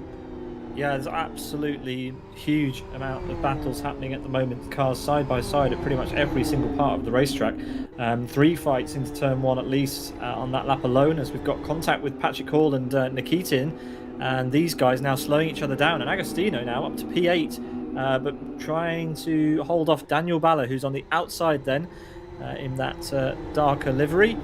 And Agostino's got the better of him just about now. Dan Balla to the inside. Will he try the move? No. Yeah, I don't know if Silva Agostinho is the overall driver of the day, but he is certainly my most entertaining driver of the day. Lots of aggressive but very clean moves. Some of them pretty close. We've seen a little bit of minor contact here and there, but aggressive driving, moving up the order. Silva Agostinho has been very entertaining indeed as we look back from Victor Veloso, Mantas Smolkovicius, looming larger still on this lap. And I think he will probably have a sniff of the slipstream going into the first corner. Not close enough to make a move, but I think he will be close enough to make some headway on the following lap, wisely staying out of the slipstream so that he can use it to catch right up into the first corner. As we see more drivers streaming under the gantry, Joe Holmes in 3rd position, chasing down the leaders. If Victor Veloso can hold up Mantas Smolkovicius, I think Joe Holmes probably has a legitimate shot at catching these guys and taking the top position. Mantas Smolkovicius, though, fast enough in his own right. If he can get this job done quickly, I think he will have a good chance at securing the top spot for himself. Ronnie Kronpush, Ronnie Kronpush, and I believe that's Patrick Hall ahead of him. Dan Balla got pushed wide out of the corner. Igor Nikitin still trying to stay in the top 10, holding the outside. Ronnie Kronpush is through, and that is Agostino who is through, not Patrick Hall. My mistake there. Yeah, Pete, you said a moment ago that there is an awful lot of action happening up and down the order, and it just doesn't stop. It's so hard to keep up with everything that is going on. Yeah, it's unrelenting at this point, and we've got a race for the lead between Victor Veloso and Mark Vicious, and it is finally Smolkovicius has some slipstream. He didn't pull into the slipstream out of the final corner on the previous lap, but here we go. Now there's a chance, and we are going to potentially see a lead change here on lap 6. And they've pushed each other wide. Smolkovicius runs wide into Victor Veloso, and the grass is there. The grass there means you just can't get the power down, and they are going to get reeled in so quickly by Joe Holmes. This was their only chance to stay ahead, really. It was. Joe and Isaac are just too fast for that sort of error. Yeah, and Isaac has been staying with Joe Holmes about 1 second, a little bit less than 1 second behind. It really is. The action here is so good. Mantas Smolkovicius a little bit too aggressive on the brakes and had to go up on the curb to open up the corner, give himself enough space to slow the car down. And then when you're on that curb, it upsets the balance of the car where you don't have as much grip with the rear, and then when you lose the grip from the rear and you have to, you kind of have to manage the rear of the car sliding, you inevitably end up driving off the circuit. In that particular instance, the other side of the circuit had Victor Veloso in the way. Well done heads-up driving by Victor Veloso to just give up on the corner, avoid further contact, and drive out to the tarmac on the outside of the grass so that he could put the power down and drive off the final corner. But either way, as you said, this has gone from kind of optimistic to holding the lead of the race to now almost certainly in Joe Holmes' favor. Nikitin has a Sidus driver on the inside. Nikitin demoted from first all the way down to 11th, though he's holding his own with Nico Pantola on the outside. Oh. Nico! Yeah, Nico wouldn't have been able to see that. Nikitin started to lose the rear of the car on exit, and Nico, I think, had committed to making that pass on the outside of the exit, and then the rear of the car got away. Another racing incident, just unfortunate drivers side by side not being able to see each other. Joe Holmes, Isaac Price running together as Isic still having a lot of trouble controlling this car. Hats off to him for sticking with it. Joe Holmes and Isaac Price are coming, looming large behind Manchus Smalkovicius, who has a 1 second gap to Victor Veloso ahead, almost halfway through this race, and Victor Veloso is looking remarkably strong, Pete. He is, but he can't afford any more slip-ups. Now, arguably, it wasn't his fault, the contact, but it takes two to tango, and Smalkovicius wasn't just going to disappear, so he has to focus and hope that Smalkovicius can hold him up, because not only is Joe Holmes there, but Isaac Price is also giving Joe some pressure, and we know that it was Isaac that won by, what was it, over 5 seconds in race 1? Yeah. Almost 5 seconds, the better part of 5 seconds. Yeah. Gabber fighting someone ahead of him. Dan Balla. Dan Balla. I wouldn't wish this on anybody, having Gabber all over the rear of their car. Gabber famously late on the brakes and demonstrates how effectively he's able to slow the car down. Makes a bit of a late lunge and is through Dan Balla, and now right behind Roni Kronpush in 8th position. Yeah, and Gabriel Lara looking to try and get past Bidal. Bidal hasn't had a good race, been off the racetrack, lost a couple of positions, and now has to defend from Gabriel Lara down this long back straight. Moves to the left-hand side to defend, but Lara will fancy his chances. He's got some raised eyebrows. Yeah, good move on the outside. Very nicely done. He's got raised eyebrows from his competitors and also from race control. Has been reminded a few seconds ago that he is not supposed to be chatting during the race. Chat is closed during the race. I'm looking at the front, Pete. Victor Veloso has gone very wide out of the third corner up and over the grass, and that puts Manchus Smalkovicius right up behind him. Victor Veloso going to be compromised through the next couple corners because of dirt on those tires. And now Manchus Smalkovicius all over him. This is a four-way fight. The top four running near enough, line astern on the 9th lap of the race. Yeah, this is absolutely brilliant. This is what we came here for, a battle for every single spot on the podium and the wooden spoon. It's Victor Veloso, Manchus Smalkovicius, Joe Holmes and Isaac Price in your camera there, with Rick Cardle just sneaking a look. I wonder if he can have play in a factor in the end of this race. Victor Veloso trying everything to keep the cars behind out of the slipstream, but it is going to be futile.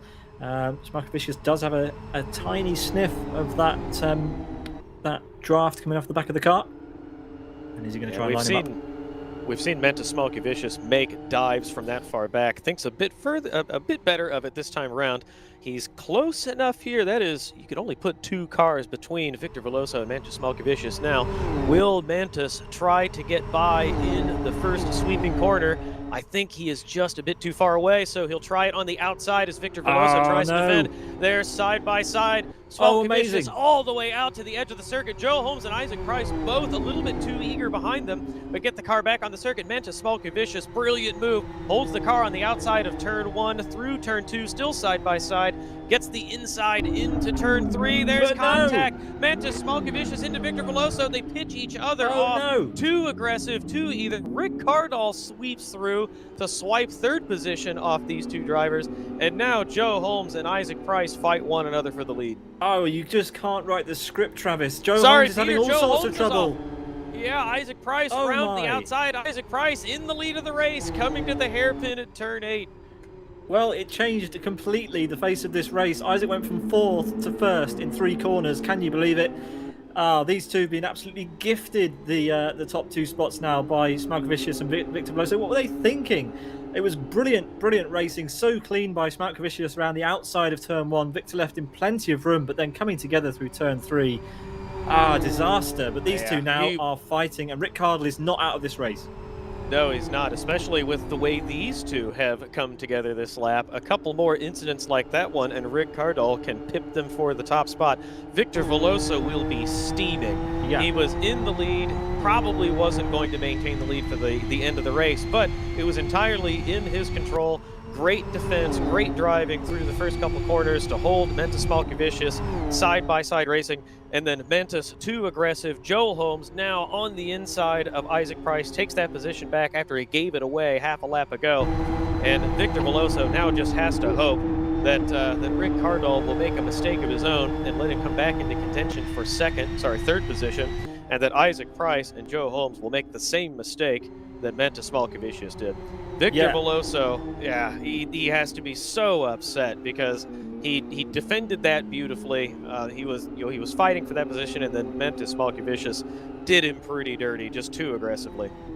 We've got an incident under investigation. It is the incident between Victor Veloso and Smalkovicius. I'm not sure what's going to happen between those two, but anyway, it's being reviewed by the stewards.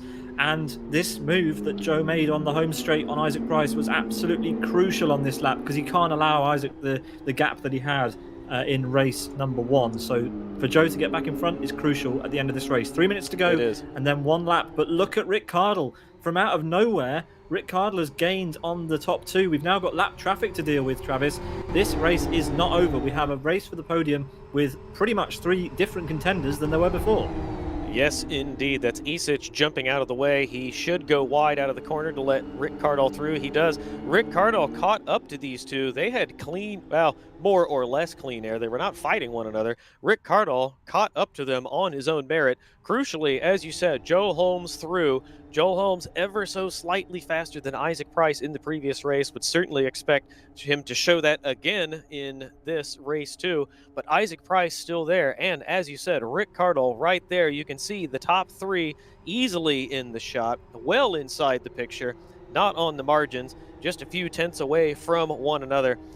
We'll shout out Mo in the background of these incredible camera shots. We can see so much of the action, and we're very thankful for that because there has been so much of it. Isaac Price, heroic on the brakes. We would say that you can't normally make up time on the brakes. You have to do it on the power, getting a good exit. But Isaac Price showing that if you're that precise and you're that brave, you can in fact do it. Rick Cardle now falling back ever so slightly. Isaac Price right there all over Joel Holmes. A straight fight for the lead of this race with 1.5 minutes remaining. Yeah, race control in our ears telling us we had about 3 laps to go. So 2 after this one we expect to see, and it is going to be another showdown between Joe and Isaac as everybody Both runs of them wide. in the grass. Rick Cardle too. Yeah, we have 14 laps in this race. We're on lap 12. So yeah, 3 to go, including this one. And who's it going to be? Well, Joe Holmes has now got a bit of an advantage over Isaac Price there. So this is not over. Rick Cardle with the slipstream potentially. They all went wide, but Isaac Price a little bit wider. Rick Cardle just had a little taste of the grass, and that gives Joe Holmes enough breathing room that he can focus on turning out a couple really strong laps. He doesn't have to worry about the challenge from Isaac Price right now, at least not for the next few seconds. Now Joe has to avoid making any mistakes. Even the faintest, slightest mistake could give enough of an advantage to Isaac Price that he can still make a race like that. Joel Holmes dips a wheel off. Looking back, Nico Patola gets through. That is Silva Agostinho that he has just passed. No, sorry, that was Ronnie Kronpush. No, Patrick Hall. Too many green cars. It's hard to keep up with. You got there in the end. That's all that matters. But looking ahead, once again, Joe Holmes, those slight mistakes add up. Isaac Price, a small mistake of his own because Rick Cardle is right there. Once again, you could throw a picnic blanket over the 3 of these drivers. Absolutely epic calls, Travis. And yeah, this second race has had more drama than race 1. I mean, the top 10 reverse did help, but let's be honest, it was probably going to go this way anyway. As we ride on board with Rick Cardle, the number 6 for Silas, and he is watching Isaac Price getting a little bit squirrely out of the penultimate corner, depending on who you ask. Fabulous onboard shot of Rick Cardle right here. All three of them you can see giving a bit more respect to the margins of the circuit as they came under the bridge. Nobody touching the grass. Rick Cardle a bit more aggressive on the curbs, letting them hook the car around, using the rear of the car to steer it, careful on the throttle to put the power down. Still strung out, nobody challenging on this lap, but we saw how quickly they bunched up the concertina. Joe Holmes seems like he doesn't quite get through the infield as well as Isaac Price and Rick Cardle do. But if Isaac Price or Rick Cardle want the lead of this race, they need to do it now, starting the final lap, coming through turn 3, or coming up to turn 3, rather, on the final lap. Joe Holmes giving plenty of respect to the grass that time by. Looking at Stephen Martin making a move now on, I believe that was Nikitin he was going through. Yes, it was indeed. But here we have Isaac Price again on the brakes, trying to catch up to Joe Holmes, using all of the curbing to pull the car around, avoid using those front tires as much as he possibly can, use the rear of the car to get it around and on the power as early as possible.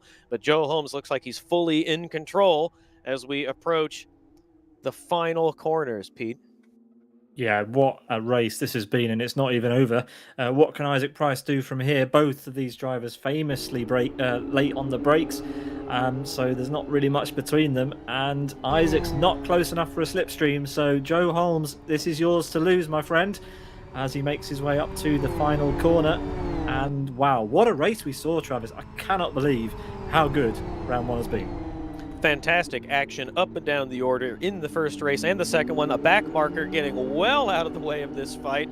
Joe Holmes comes out of the final corner. Isaac Price in his mirrors a couple car lengths behind, but it will not be enough. He's too far back. Joe Holmes will take victory 2 for 2 in the first round of the NDR GT4 Championship. Isaac Price in second, a spirited effort. Rick Cardle gifted third position after drivers behind him came together. Victor Veloso will be sick, manages to secure fourth position after contact with Mentis Malkovicius, who takes fifth. Gabber up to sixth. We missed all of the moves that Gabber made behind. He was out of the top 10 about halfway through the race, recovers to sixth position. Silva Agostino, didn't see as much of him this race because there was so much happening at the front. Seventh position, great effort from him.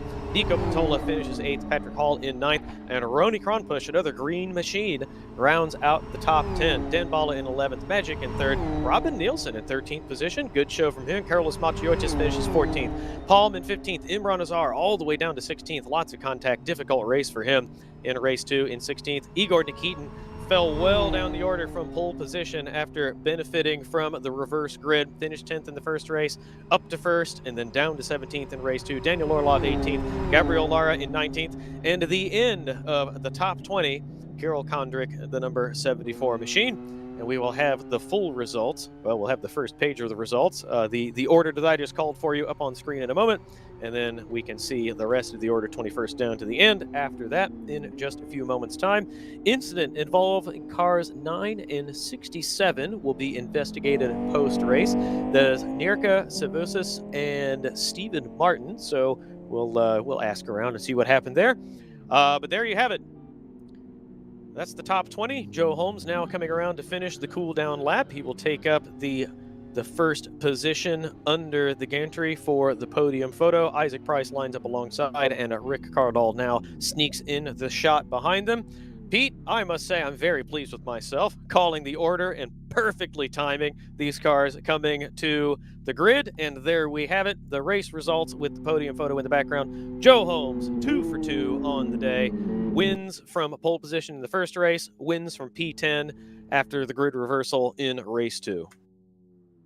Fantastic stuff, Travis. Yeah, Joe got one and Isaac got one, and Rick Cardle sneaks it onto the podium here. But the real story at the end there was what could have been between Victor Veloso and Smike Vicious. Either of those two could have been where these guys are now, and they threw it away.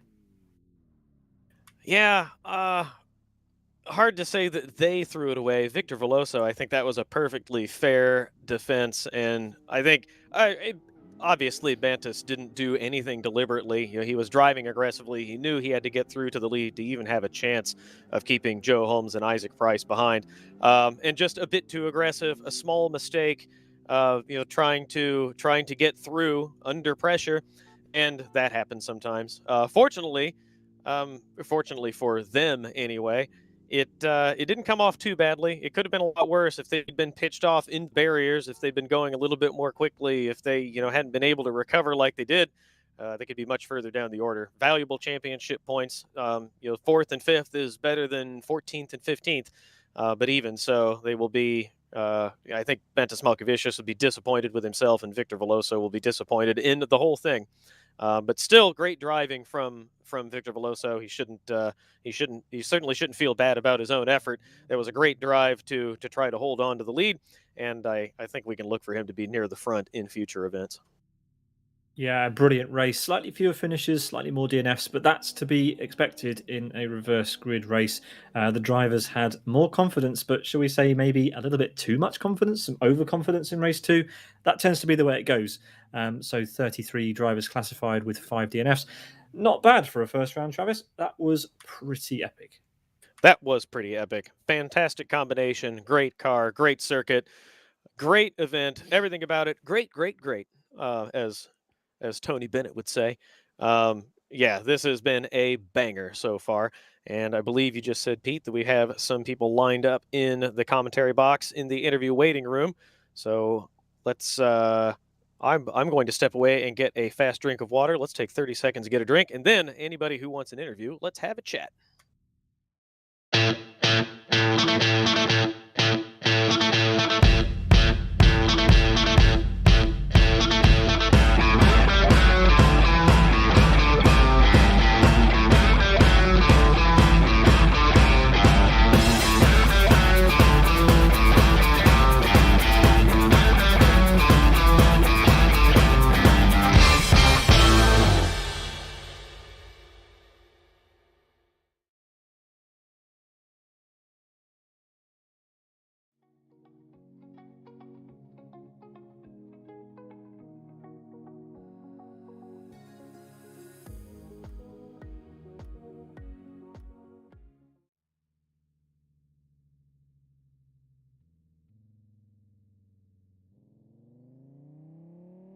Hello and welcome back to the post-race show here at Westhill National.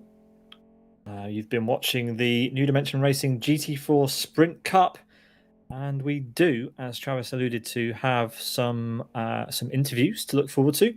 First of all, Travis, we're going to speak to Isaac Price. Isaac, didn't go your way in race 2, but my golly, race 1 that was crazy, and you had a heck of a lead by the end of it. Give us your thoughts on the round in general, and then we'll look at the races individually. How you doing? Yeah, I'm not too bad. Yeah, I think the round went quite well. I didn't really know what to expect because obviously with these cars, there's no like setup that's already there that you can load from the last 15 years or whatever. So you never know for sure that someone's not going to find something that's just putting them in a different postcode. But it seemed fairly equal out there, which was good. And yeah, I did a good quali lap and executed race 1 really well. Race 2 was good as well. So yeah, really happy with how it went. Funny that you mentioned postcodes. I'm sure, Travis, you mentioned something like that at the end of race 1. Yeah, you guys were in the same postcode, perhaps in neighboring houses there at the end of that race. So you mentioned the setup, and I'm curious about that. It looked like maybe you were set up a little bit differently from Joe Holmes because he was able to get away on the faster part of the circuit. But there, especially at the end of race 2, you were able to close up so quickly, so aggressively in the infield. Talk about that a little bit. Yeah, I don't really know how his setup was. But for me, like from the setups that were shared, I kind of had to add quite a lot of rotation just to get it to turn. So yeah, I don't know. Gabor tried it and didn't really like it, but for me, that was just the fastest way around her. Yeah, we noticed that he's famous for using the rear of the car, level hands, little input to get the car around the circuit. And it sounds like you had pretty much the same thing. Looking forward to the next race. Obviously, this one, it was certainly entertaining for us to watch. It looked like it was a lot of fun to drive. How do you expect this will work at Blackwood? At Blackwood, do you think this is a good car for Blackwood? Do you expect more of the same, a little bit different? I think it'll be quite similar, to be honest. Like, I think probably it does feel a little bit better, maybe in low speed than in the fast corners. So maybe Blackwood will be a little bit nicer. But yeah, to be honest, I didn't even know that Blackwood was the next round until you said it. So haven't really given it too much thought. Well, now you've got time to prepare. 7 days until the next round of Blackwood. Yeah.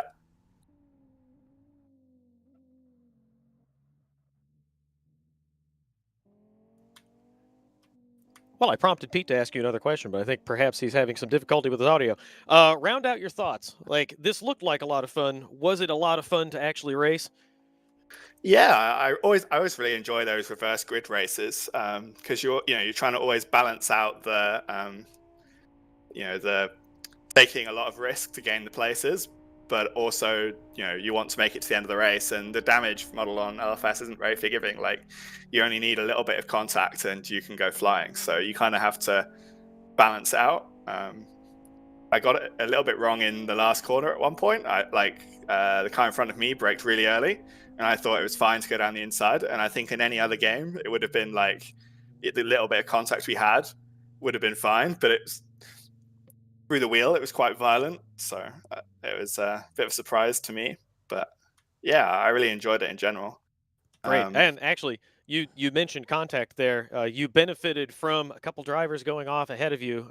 Victor Veloso and Mantis Malkavicius came together. Victor Veloso was driving well in the front, and then his defense came together with an aggressive offense from Mantis, and you were able to sneak through. Do you think that you and Joe would have been through them to fight for the lead if they hadn't gone off? I don't know, really, because obviously I was kind of behind Joe, and I was struggling to get a run on him, really. So I don't know. It would have really depended on whether, if they tripped over each other, then there was always going to be a chance, which is why I was trying to stay as close as I could. But yeah, never really knew for sure. I've raced Victor a bit on in Rennsport as well, so I know that he fights as hard as he can. So I knew there was always a chance that it would end in tears. And also I was behind Joe in turn one. I don't know if you saw it on the broadcast, but Joe and Nico had quite a large contact in turn one, and to me it felt like that was probably Joe's fault. So I kind of had it half in my head that he might get a penalty post race. So I didn't want to. Obviously, you always want to win the race, but I didn't want to trip over him either, which is why I didn't kind of try and make it too wide in turn two when he got back past me. Fair enough. That's a great recounting of the race. I appreciate that. Well, I think that will do it for us. It's been Isaac Price joined us in the commentary box for an interview. Second place in both races today. Thanks again, Isaac. I won a race. Sorry, you won a race. That's my mistake. Thanks again for joining today. Thanks again for joining, and we'll see you again in a couple weeks. One more driver in the commentary box. This is the number 21. That'll be Cyril Bisset, the Frenchman. Welcome him in. Cyril, welcome to the commentary box, and thanks for joining the race today. Lots of drivers out on circuit, lots of action. How did you find it? Well, thanks. That was my first race actually in league racing, so went rather well, I think. I started from the pit lane on both occasions because I had some technical difficulties. Nowhere near the top, but I guess I had my own fights, and it was a pretty fun drive overall. Yeah, that was one thing we talked about on the broadcast, is that there are some very fast drivers who run near the front, but in an event like this one, there are enough drivers on circuit, there's enough skill level, enough experience that there's always somebody to race with, and it sounds like that was true for you as well. Yeah, exactly. I mean, I had a few contacts with at least another car. Didn't prevent me from fighting with them, having a great time overall. And how did you find the car? It's a new car, a new mod. It's fresh for everyone. Isaac said that everybody kind of went in a little bit blind, didn't know what to expect. How did you find it? Yeah, actually, I was a bit not surprised, but shocked when I saw I was at least 2 seconds off the pace, the top pace. I wasn't expecting anything close to the top, but I had like half an hour to change my setup a bit, try to gain a few tenths of a second. Yeah, now I know what to expect, and I can focus on Blackwood. Hope I will do at least as good as, not too bad like I did here. Well, we hope to see you even further up the order in the next race. Thank you. Thank you very much for joining us. Thanks for taking the time to do an interview in the commentary box, and we will see you again in 1 week's time. Yeah, thank you very much. All right, I think that will do it all for us. Notably, you have not heard Pete's voice for the last few minutes, and that's because he has had some kind of internet difficulty. So, I'm sure were he here, he would express how excited he was to help call this event. Amazing action, excellent drivers, great insight from Cyril and Isaac Price at the end. And as he said during the event, this is an absolute banger.